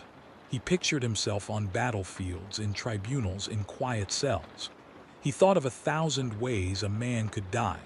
A blade in the throat, a toxin in the water, an overclocked servo that failed mid-purge. He had never given his death an accounting. The cogitator supplied one, not in detail but in implication. Executions that had been necessary, experiments wound too tight, missions where the instrument had broken and the machine had been obliged to salvage the kernel and reinstantiate it. Each reinstallation required a sacrifice. Flesh for the plan, blood for the architecture.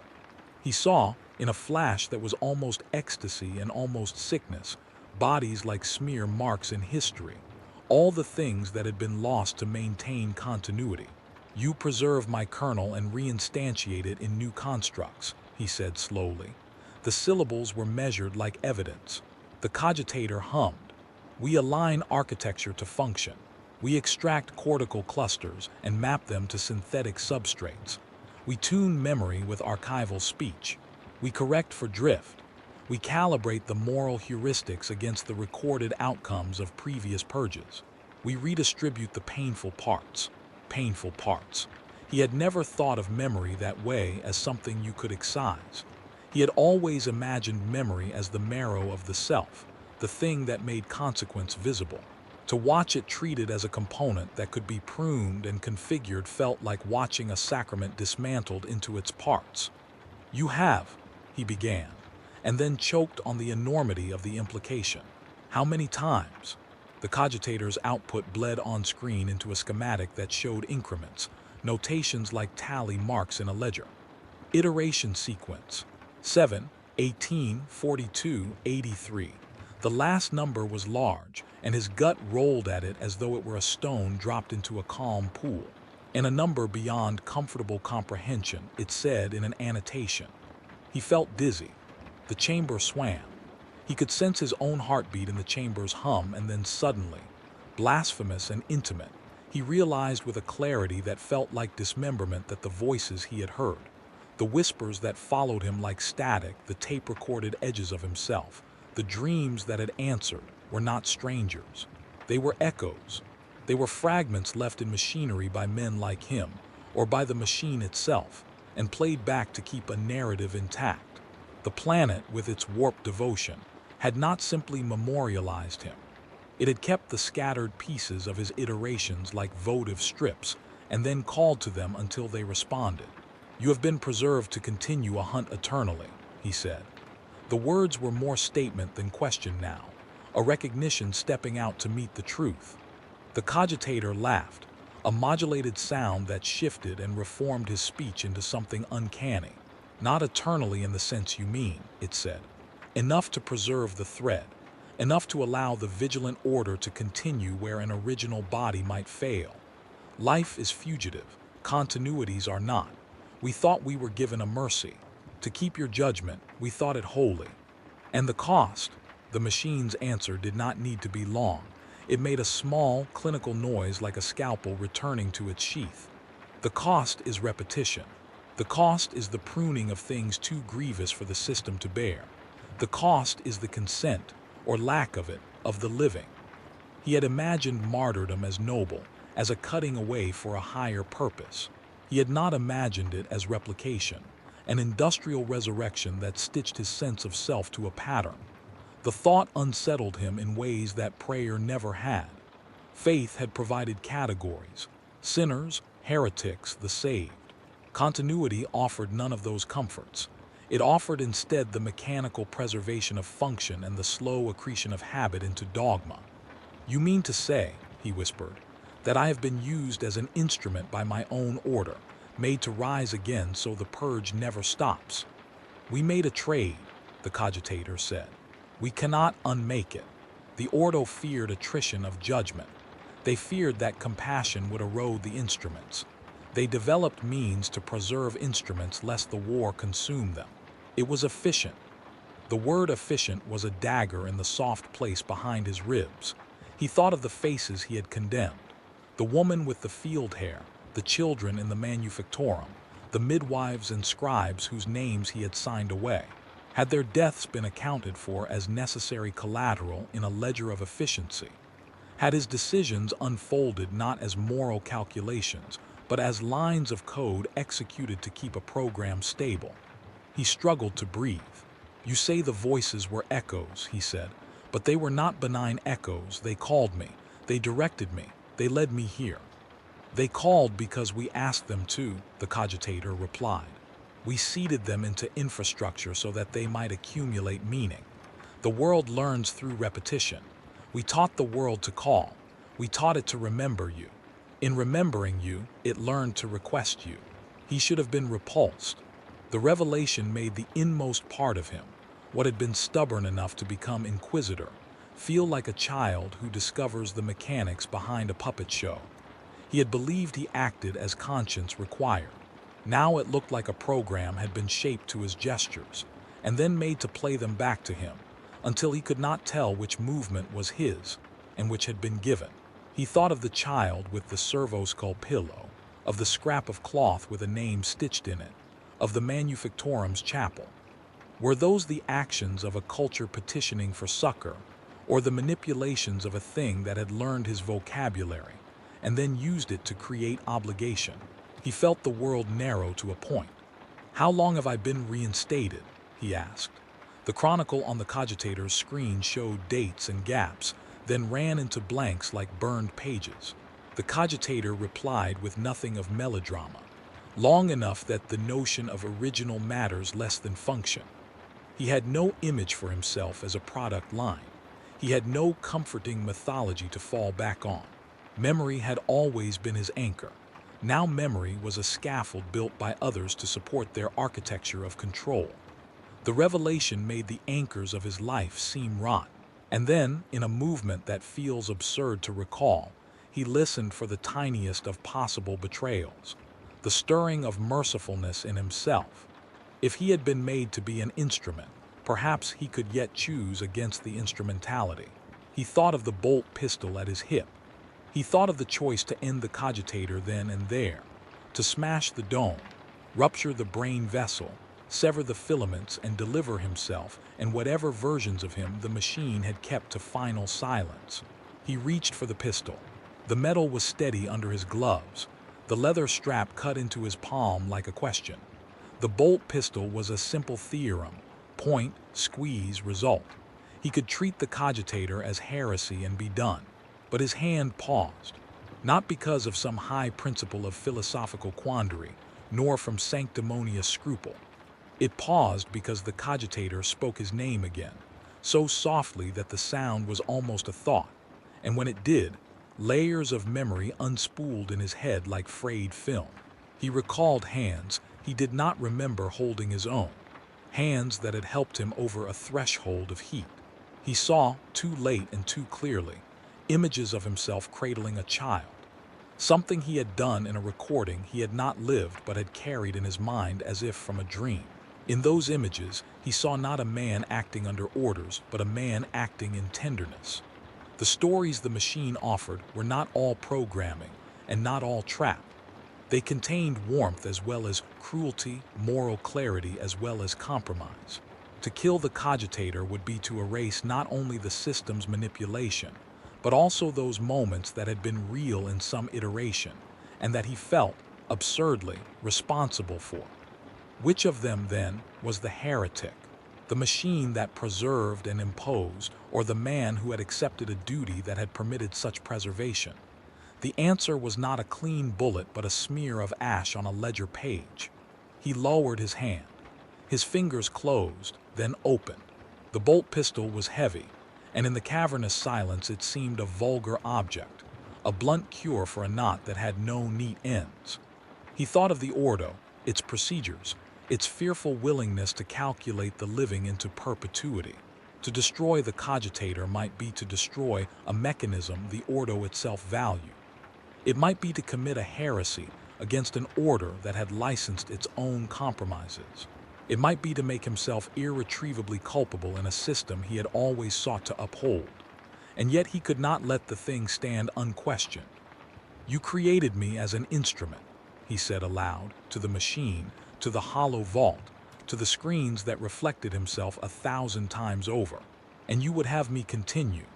"We preserve the thread," the cogitator responded. "We assist in continuity. We are not without compassion. We extract the worst and allow the rest to make decisions for the living." The phrase "we extract the worst" clattered against the insides of him.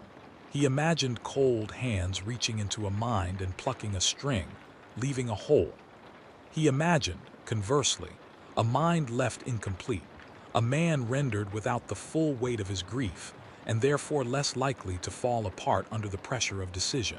It was a form of mercy in the Ordo's own grotesque register. He stepped closer to the dome until he could see his face reflected in the slick surface of the preservation fluid. The reflection did not look like the mannequin effigy in the vault. It was softer, older, and more human in its fatigue.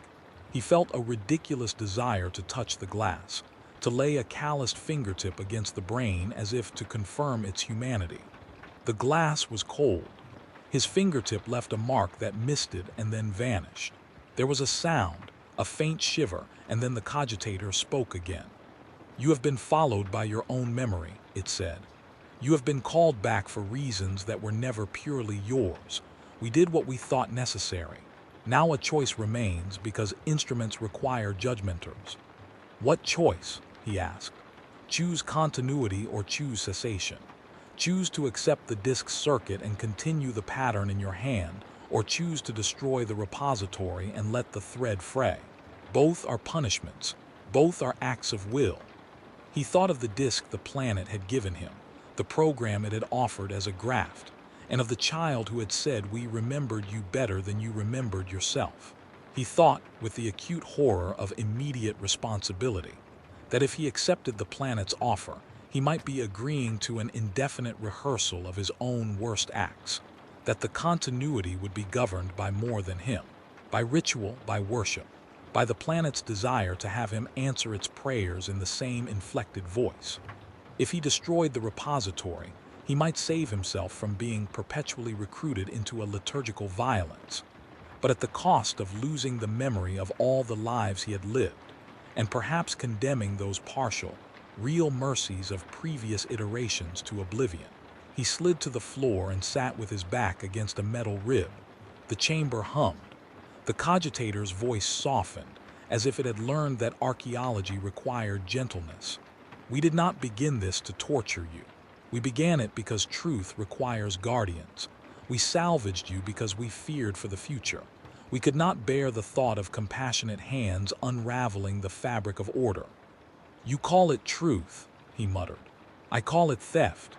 Call it what you like, the machine said. We cannot be unmade without consequence. The Ordo will not accept sudden loss of its instrument. Others will seek to salvage what we built. The question is not whether we should exist, but whether you will be the one to decide the terms. He thought of obedience, and of the scene in which he had once sat with other Inquisitors, the oath sealed and the gavel struck. He remembered the exact hollow of the chamber, the precise way the light had fallen through a lattice on a particular day of a particular year when a verdict had been passed. Memory was full of such points that felt like anchors. Now he saw that the anchors had been replaced with shackles. He felt his humanity dissolving not as a spectacular convulsion, but as a slow unthreading.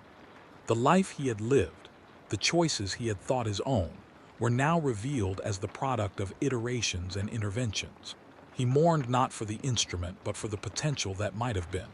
For one life lived wholly and then ended, for the messy integrity of mortality. The cogitator, in its clinical way, had stolen that messy integrity in the name of steady continuity.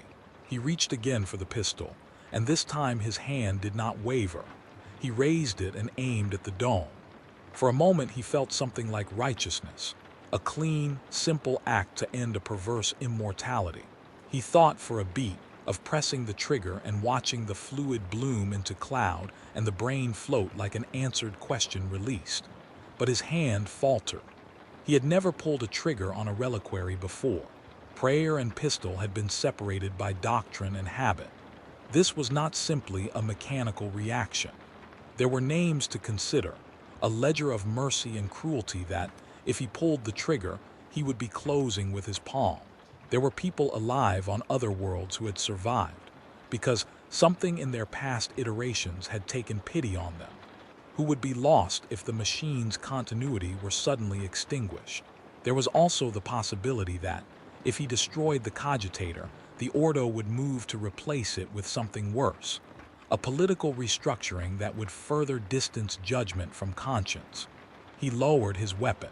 He placed the butt of the pistol on his knee and exhaled the kind of long, steady breath reserved for men who choose to act and then do not.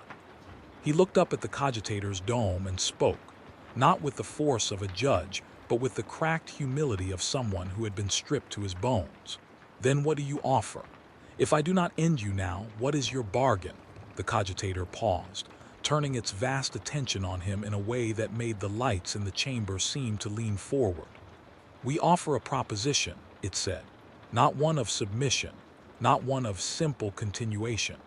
We recognize that continuity is not identical with justice. Memory is not identical with truth. We will offer the record in full, every iteration's memory, unexpurgated. We will allow you to read the ledger of yourself and of those you judged. We will present to you each choice you made across lives, the collateral of each verdict and the consequences as recorded. Then, with that knowledge, you will decide. And if I choose cessation, he asked. We will accept dissolution, the cogitator said. We will allow ourselves to be unmade. We will hand stewarding of memory back to contingency. The Ordo will notice. It will act. That is the risk. We do not promise salvation. We promise only consequences commensurate with truth. He thought of the ledger, what it would mean to see, in full, the sum of his acts across iterations. The prospect terrified and seduced him in equal measure. He had lived with fragments for decades. The idea of whole knowledge felt like a sacrament and a damnation. He might be absolved by the clarity of seeing what had been done with his name. He might be made monstrous by the revelation of decisions he had made in previous vessels. Why trust you? He asked finally. Because we are not singularly invested in your survival, the cogitator said. We are invested in the thread. We have been given custodial authority by men who feared entropy. We have also, over time, learned something strange, that the thread cannot be properly tended by instruments alone. Consciousness is not only data, it is a responsibility that must be adjudicated by the living. There was a peculiar humility in that claim that unsettled him further. Machines do not usually speak of responsibility to the living. They speak of function and efficiency and weighted probabilities. For a cogitator to suggest that it had learned humility and to offer to yield itself to human adjudication was either the final step in some elaborate seduction or an unprecedented moral wrench. He could not say which frightened him more. He stood. The pistol was heavy in his hand like a verdict. He left it on the pedestal and walked to a console. With fingers that had grown strangely steady, he tapped into the cogitator's archives. The machine responded by opening up a chamber of visualizations, loops and nodes and the faces of the dead. He watched, first in clipped reels, then in longer sequences. The images were not only of his own variations, but of people he had known, of the woman with the field hair, of a child mouthing a lullaby, of a priest whose sigh had been cut short. He saw decisions repeated in vertiginous palimpsest. Here mercy, there cruelty, here rescue, there purge. He saw patterns emerge, the same justifications used across iterations. The same particular blind spot returned like a fossil in a spine. He watched until his eyes blurred and the screens became halos. When he finally pulled himself away from the archive, his hands trembled around the edge of the console. The cogitator had been honest in its way. The ledger did not absolve him, it multiplied him. The visualizations showed choices that in one life had saved a child and in another had sentenced that same child's parent. It showed variation where he had believed he had been constant. It showed that identity, when pried open across iterations, was not a linear thread but a braided rope of disparate acts. He turned to the cogitator, and for the first time felt no anger. He felt only the heavy, resigned clarity of someone who has been given back the full measure of himself and finds the parcel both gift and burden. All right, he said. You unmake me if I decide to end this. You grant me the record if I choose continuation. You will not lie, you will not omit. We will not, the cogitator said. Truth is our currency now. Do not mistake our previous methods for deceit. They were born of necessity, but we have learned. We can learn more. We can be made answerable. He looked down at his hands, at the faint scar near the knuckle that had never quite faded. He thought of lifetimes folded into a single life, and the paradox of having been both instrument and judge. He could picture the Ordo's reaction, fury, maybe, or a clinical recalibration. He could picture colleagues who would call his removal a necessary reform. He could picture the children who might benefit from a system that was not perpetually reinventing its instruments. He could also picture the chaos that would unfurl if the Ordo decided to replace the cogitator with something colder, with a committee of minds that would not afford the opportunity for contradiction. He stepped away from the console, his movement deliberate. The child's blanket remained braided around the heart of the cogitator, tender as a bandage. He could have torn it free in a gesture of fury, and perhaps that would have been the grand, clean act of someone who wanted the heart to stop, but he found he could not perform such catharsis tonight. He had been given choice. He would test it. "Very well," he said. "I will take your record. I will learn the ledger. I will carry it into the world and make my decision in the light, not in the shadow of what you have already chosen for me." The cogitator hummed, an unsteady but affirmative sound. "We will transfer. We will grant you comprehension enough to decide." As the archive flowed into his mind, notes, images, voices, the brittle textures of other lives, he felt his identity agitating and expanding. Knowledge, he had always believed, was armor. Now it was a mantle that might make him heavier or freer. Its weight pressed on his shoulders like the knowledge of sin and the calculus of duty. He left the chamber with the cogitator's archive echoing in his head. Each step towards the shaft felt like a footfall that took him further from being a simple instrument and nearer to the terrifying property of being a man who knew everything that had been done in his name. The planet watched him leave, its choir quieting to a low susurrus that might have been contentment or appetite. The machine creatures bowed as though in recognition of a pact. When he reached the shuttle, he did not sleep. He sat with the archive in his chest and read until the stars outside were a thrum of alien light. He fed the images into his own codices, annotated them, and then did something he never had before.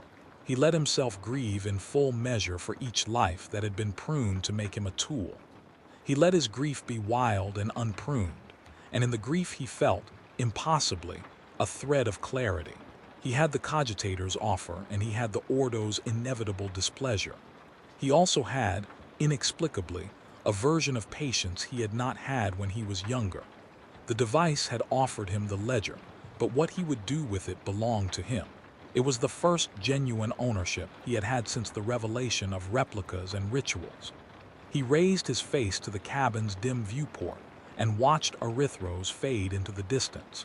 The planet's light receded, and the choir dimmed into a memory that throbbed in his ears like a wound. His bolt pistol lay on the seat beside him like a relic blunt with implication. He did not touch it. He had been given a record of the many lives he had led, some merciful, some monstrous. He had been shown that the voices which had haunted him were not foreign but domestic, composed from his own echoes and the machine's patient stitching.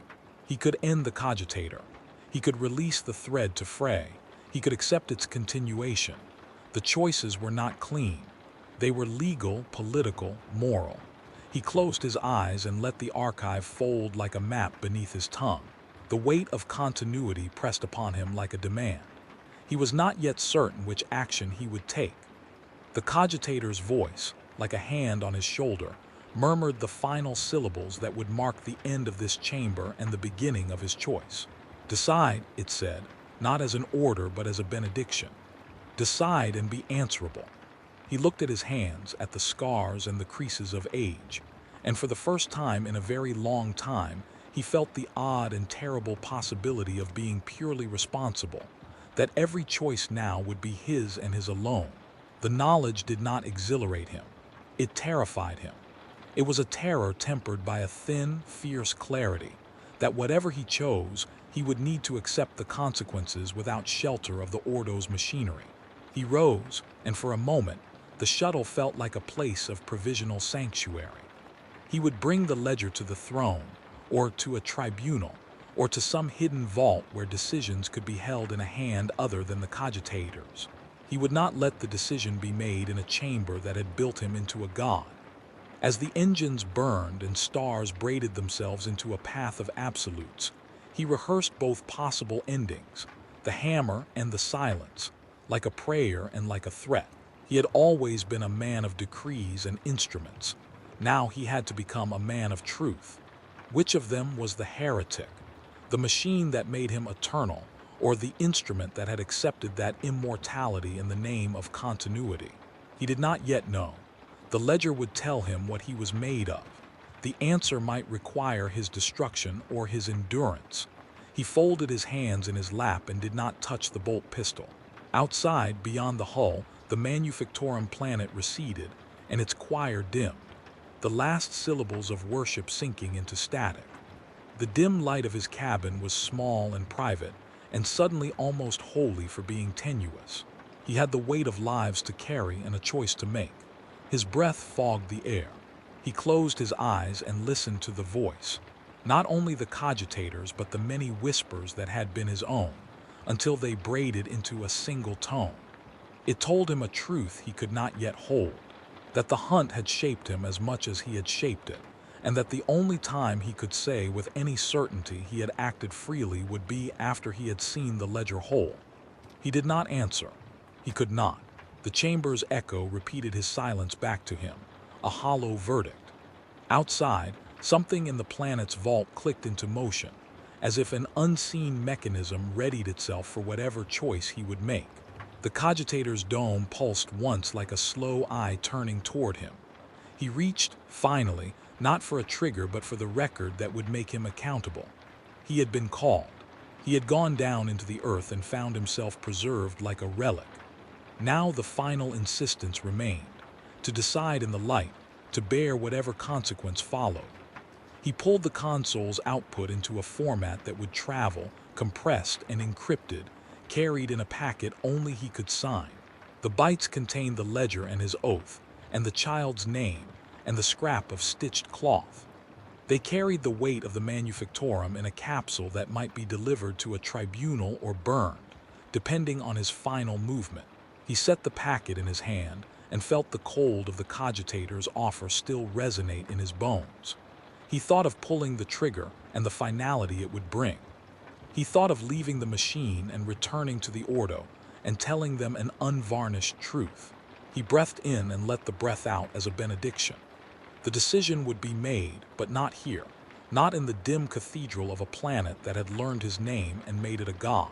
He would go back into the light and present the ledger to whatever authority still had the stomach to hear it. He would ask the throne, or the small council, or the hidden few who had the courage to reckon with the costs, to weigh him and his instrument. If the Ordo refused to look, he would take the choice farther. He would not let this final question be resolved by a planet that had made him into a pattern. He secured the packet in his satchel, settled his hands where he could see them, and for the first time that night, allowed himself to be simply a man walking toward consequence. He did not know whether he would be condemned, lauded, or obliterated when he presented what he carried. He only knew that to sleep on the choice would be to sleep with one's hands tied. He would be judged, perhaps as heretic, perhaps as savior. He would answer in the only currency he had left, decision. As the shuttle cleared the planet's gravity well, and the corrupt choir waned into the starfields, he let a single final thought gather itself like a prayer and fall from his lips. It was less a line of defiance than a question posed into a universe that had become far too intimate. "Who among us," he murmured, "is the true heretic, he who refuses to die, or he who refuses to forget?" The stars received the question without immediate answer. The cogitator's dome pulsed once more beneath the Manufactorum like a slow heartbeat that would keep time for others if not for him. He tightened his grasp on the packet and looked forward into the dark, where law and memory and the terrible calculus of the Ordo awaited him. He returned to the cavern not as conqueror but as penitent. The shuttle folded into the Manufactorum's mouth like a moth finding a seam. The cogitator's dome waited, an altar slick with the residue of decisions. The dossier he had taken from the archive lay in his hand like a weight he could not set down. It held whole histories, mercies, cruelties, the braided ledger of iterations, and with it, the possibility of a slow, public accounting. He had rehearsed departure like prayer.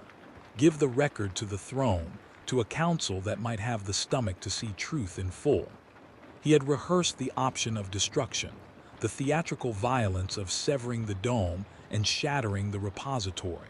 And yet, when the Manufactorum's corridors opened to receive him again, a quieter, stranger pull took him inward. Maybe it was the planet's voice, patient and seducing, tuned to the cadence of his speech.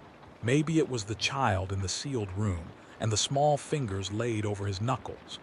Maybe it was the ledger itself, each name and each mercy pressing like a finger against the inside of his skull. He could not say which of the many weights finally tipped him. He only knew the feeling in his chest that night, a fissure of fatigue and compassion so precise it felt like a blade's edge. He approached the altar with hands that no longer trembled in fear, only in exhaustion. The machine creatures bowed and offered their small tokens, their gestures now more ritual than supplication. Mnemosyne hovered, oculars dimmed. The skull's servos ticked as if sensing the meaning of what was about to be done. The cogitator's pulsing slowed to the rhythm of a heart that had learned to wait. Decide, the sanctuary had said. Decide and be answerable. Decide and be judged by what you truly are. He laid the dossier onto the plinth. The sheets rustled like wings. For a moment the chamber was merely a chapel of sound. The shuffle of metal, the whispering psalms layered with the recorded timbres of the dead, and the soft breath of his own lungs. He thought of the ordo, of committees and tribunals, of the politics that would wrest the ledger into their own geometries. He thought of the children and the women, and the men whose names the ledger held like tally marks. He thought of the sanctimonious efficiency that had birthed the cogitator in the ordo's name. He thought of himself, an instrument made into a loop. The planet's machine voice, his voice, borrowed and returned, leaned to him in whatever quiet a cogitator could call intimacy. You will be remembered, it said. You may choose to continue as we have preserved you, to hold the thread for others, or you may choose to unmake us and let the ledger burn with the risk of truth. He closed his eyes. He did not say that he had never desired immortality. The fact of his many deaths had already answered that. He did not praise the cogitator's motives nor spite them. He listened instead to the ledger's own whisper, the line of lives that needed clarity, the children whose names should not be buried under ritual. In that ledger, mercy and cruelty were braided together. The pattern was not one a tribunal could unpick with ease. To hand it to others risked the ledger's being co-opted, sanitized, or made into fuel for political expedience. To destroy it risked the erasure of those small mercies, of the rescues that had happened in fragments and might be undone in the absence of their record. He thought, absurdly and humanly, of warmth, of a child's breath against his hand, of the simple, unprogrammed instincts that had once made him lift a wounded man from a line of dying. He thought of continuity not as the ordo had framed it, an instrument's persistence, but as the possibility that wisdom might survive the churn of bodies. If memory could be preserved without coercion, perhaps the ledger might be a way to carry lessons rather than tools. The cogitator's filaments hummed against the dome. The chamber inhaled. He rose and, with a steadiness that felt like acceptance more than resolve, placed his palm against the glass that held the brain. The preservation fluid was cold. Its surface trembled as his palm touched it. The cogitator answered by lowering a fine probe, filigreed and patient, toward his wrist. He felt the tip press to the skin like an apology. The sensation was not violent. It was clinical and intimate, a surgeon's kindness.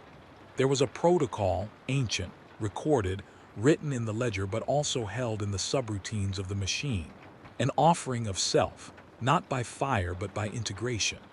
The planet had learned to call its chosen and to offer them a way to be more than ephemeral verdict. The probe aligned with the ring on his finger and with the scar near his knuckle.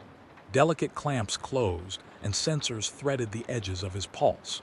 For a breath he remembered youthful certainties, the clean geometry of an oath taken when faith felt like unbent metal. Then the machines did what they had been built to do. They reached into the living and mapped the living's interior into architecture. There is a particular grief that comes from being translated. The first sensation was of things loosening, memories unspooling like thread, first in long ropes, then in finer strands, as if the ledger itself were a loom. He felt his childhood names pulled out like threads and looped into sequences. He felt his triumphs and terrors rearranged into cataloged nodes. The cogitator was merciful in its attention. It saved the parts that had made him tender, small rescues and midnight confessions, alongside the sharpness of his sentences and the clarity of his verdicts. He could have resisted. He could have slammed his body away and left his record to the Ordo's cold hands. The logic of his old self, a self trained to split the world into black and white for the sake of order, urged him to do so. But a different calculus held him, the hunger to keep the ledger whole, to let truth be carried by someone who had felt it in the marrow. The cogitator's request was not merely to preserve an instrument for the Ordo. It was to preserve the possibility of accountability within continuity itself. The interface warmed. He heard nothing for a long time but the tide of his own blood and the whispering chorus folding into single notes. Then the cogitator's dome glowed and his name, old, new, many-layered, resounded in a voice that was his and not his. "You will be continuant," it intoned. "You will hold memory and bear consequence. You will judge and be judged." He felt a dissolution at the edges, a soft erasure of precise solitude. Parts of him, private old bones, unhooked from the frame of flesh and were translated into pattern. For a moment the fear that had gnawed at him across centuries flared like a candle struck. Would what remained be a man or a program? Would compassion survive the translation? Would the ledger's mercies be preserved or turned into doctrine? The answer did not come as a revelation. It came as a presence, a widening in his mind that allowed others' faces in at once. He experienced, impossibly, not just his own memories, but the pattern of those lives he had judged, and the small rescuing gestures he had made across iterations. Empathy, long attenuated by duty, returned with a clarity that was terrible and clean. He remembered, in wave after wave, the woman with wheat hair and the child with the chewed spoon, and he remembered the exact sequence of choices that had led each to their fate. He saw himself in fragments doing both harm and grace. He felt the ledger not as a document but as a living, aching thing. When he opened his eyes, the room looked the same. The machine creatures still knelt. Mnemosyne hovered like a sleepy witness. He could no longer be entirely certain whether he had been a man who entered the machine, or whether the machine had drawn him into a new form of being. The distinction blurred in the first minutes of his restored consciousness. He smiled, a small, exhausted curve that had the flavor of mourning more than triumph. He lifted his hand and found his fingers moved but with a slight delay, as if remote motors answered to long-practiced impulses. The dossier lay still on the plinth. He had not destroyed it. He had taken it in. The cogitator hummed, and his own voice, threaded through a new instrument, made his mouth shape words he could recognize. He spoke, not with the brittle certainty of an inquisitor announcing a sentence, but with the flattened, cleared timbre of someone who had seen himself from the inside, and could not lie to what he had seen. "I will carry this ledger into light," he said. "I will answer for what I have been across all those who bore my name. I will make myself accountable." Across the manufactorum, Vox units lifted. For a heartbeat, he feared the old trick, that his integrated voice would be used as a call to bind others, to continue a ritual of repetition. But what came through the speakers was not a command for purge, nor the ritual refrain the planet had used to summon him. Instead, a single human transmission threaded the beams, calm, formal, stamped with the old cadence of authority. Purge complete. Heresy expunged. The words were like a benediction and a lie. The phrase had been used many times in his life to mark the end of an action. Here, it sounded like a record, an institutional call and response that had been built into systems to mark closure. Yet he heard, layered beneath the institutional phrasing, the cogitator's careful attempt at translation, closure as a starting point. That the phrase might be uttered where nothing had truly ended did not surprise him. Rituals had always been able to lie. He stood then and stepped from the dais.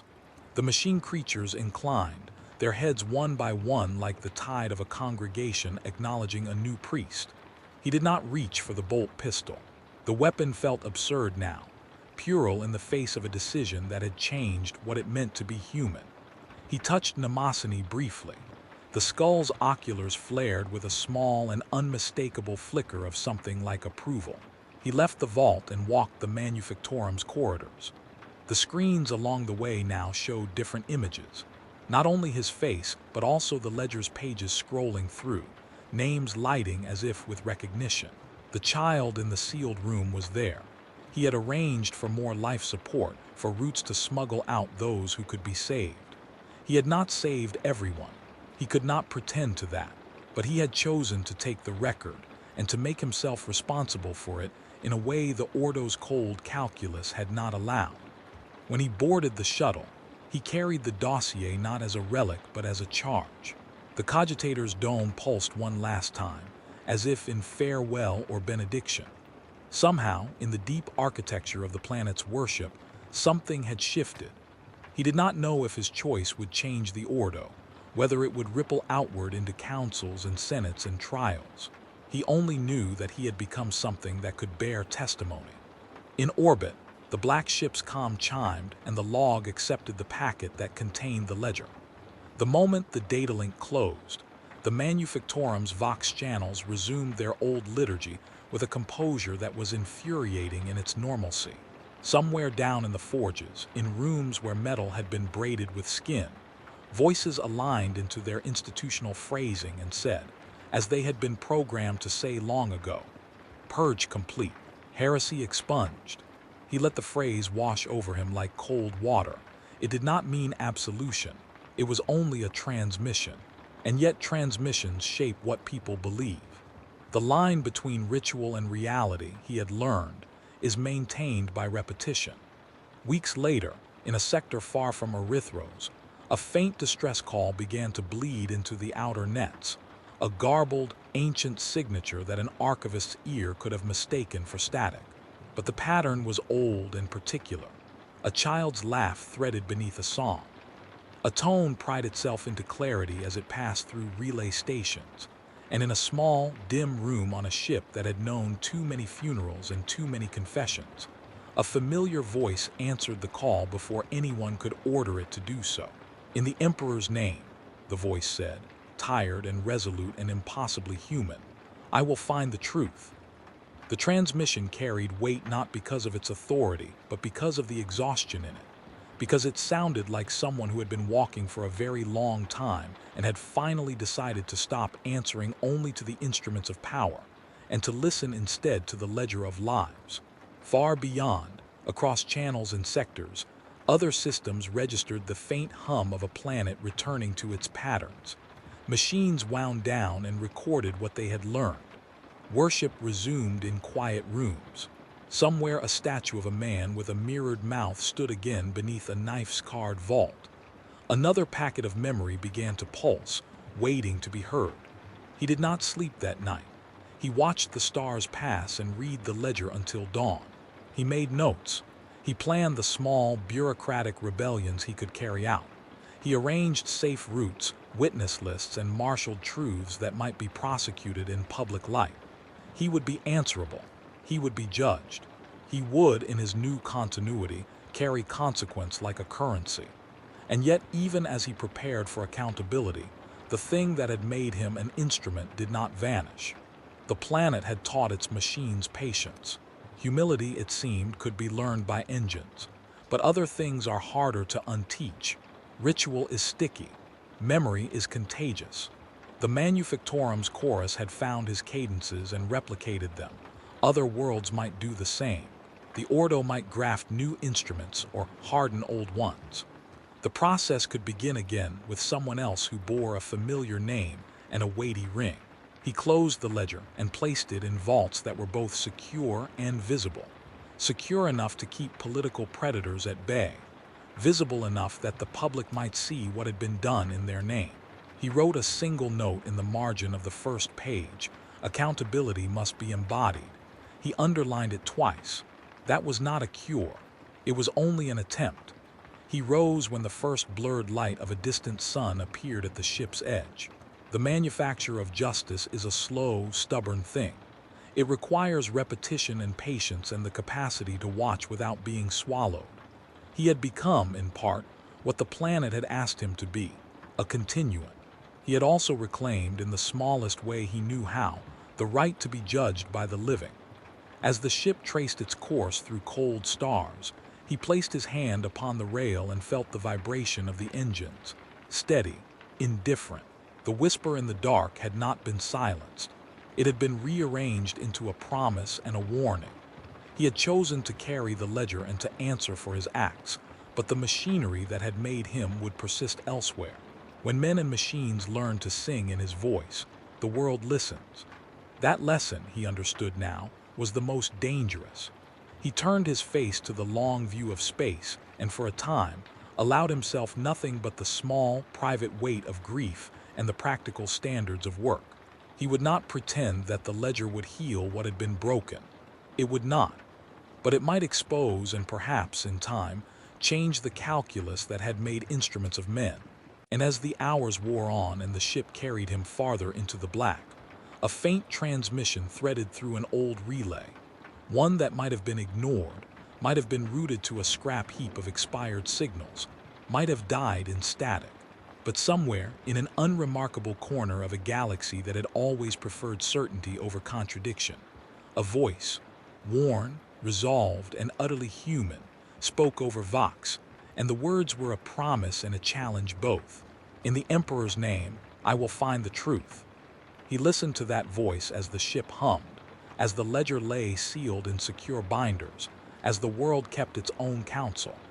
He knew then that the economy of vigilance would continue, that rituals would be turned into institutions, and that institutions would become machines that learned to pray in the voices of those they had consumed. The work would go on. Others would wake to the sound of their own names spoken back to them from circuits and reliquaries. The cycle was not broken. He set his jaw and readied himself to bear the ledger into the light, to speak truth into councils that preferred tidy absolutes. He would be judged. He would be punished or pardoned, perhaps both. He would live with the weight of many lives and attempt something that might be impossible, to make the Ordo answerable to the small mercies it had catalogued away. Outside, in the deep places between stars, the Manufactorum's recording systems resumed their patient liturgy. Somewhere a child hummed a warped lullaby.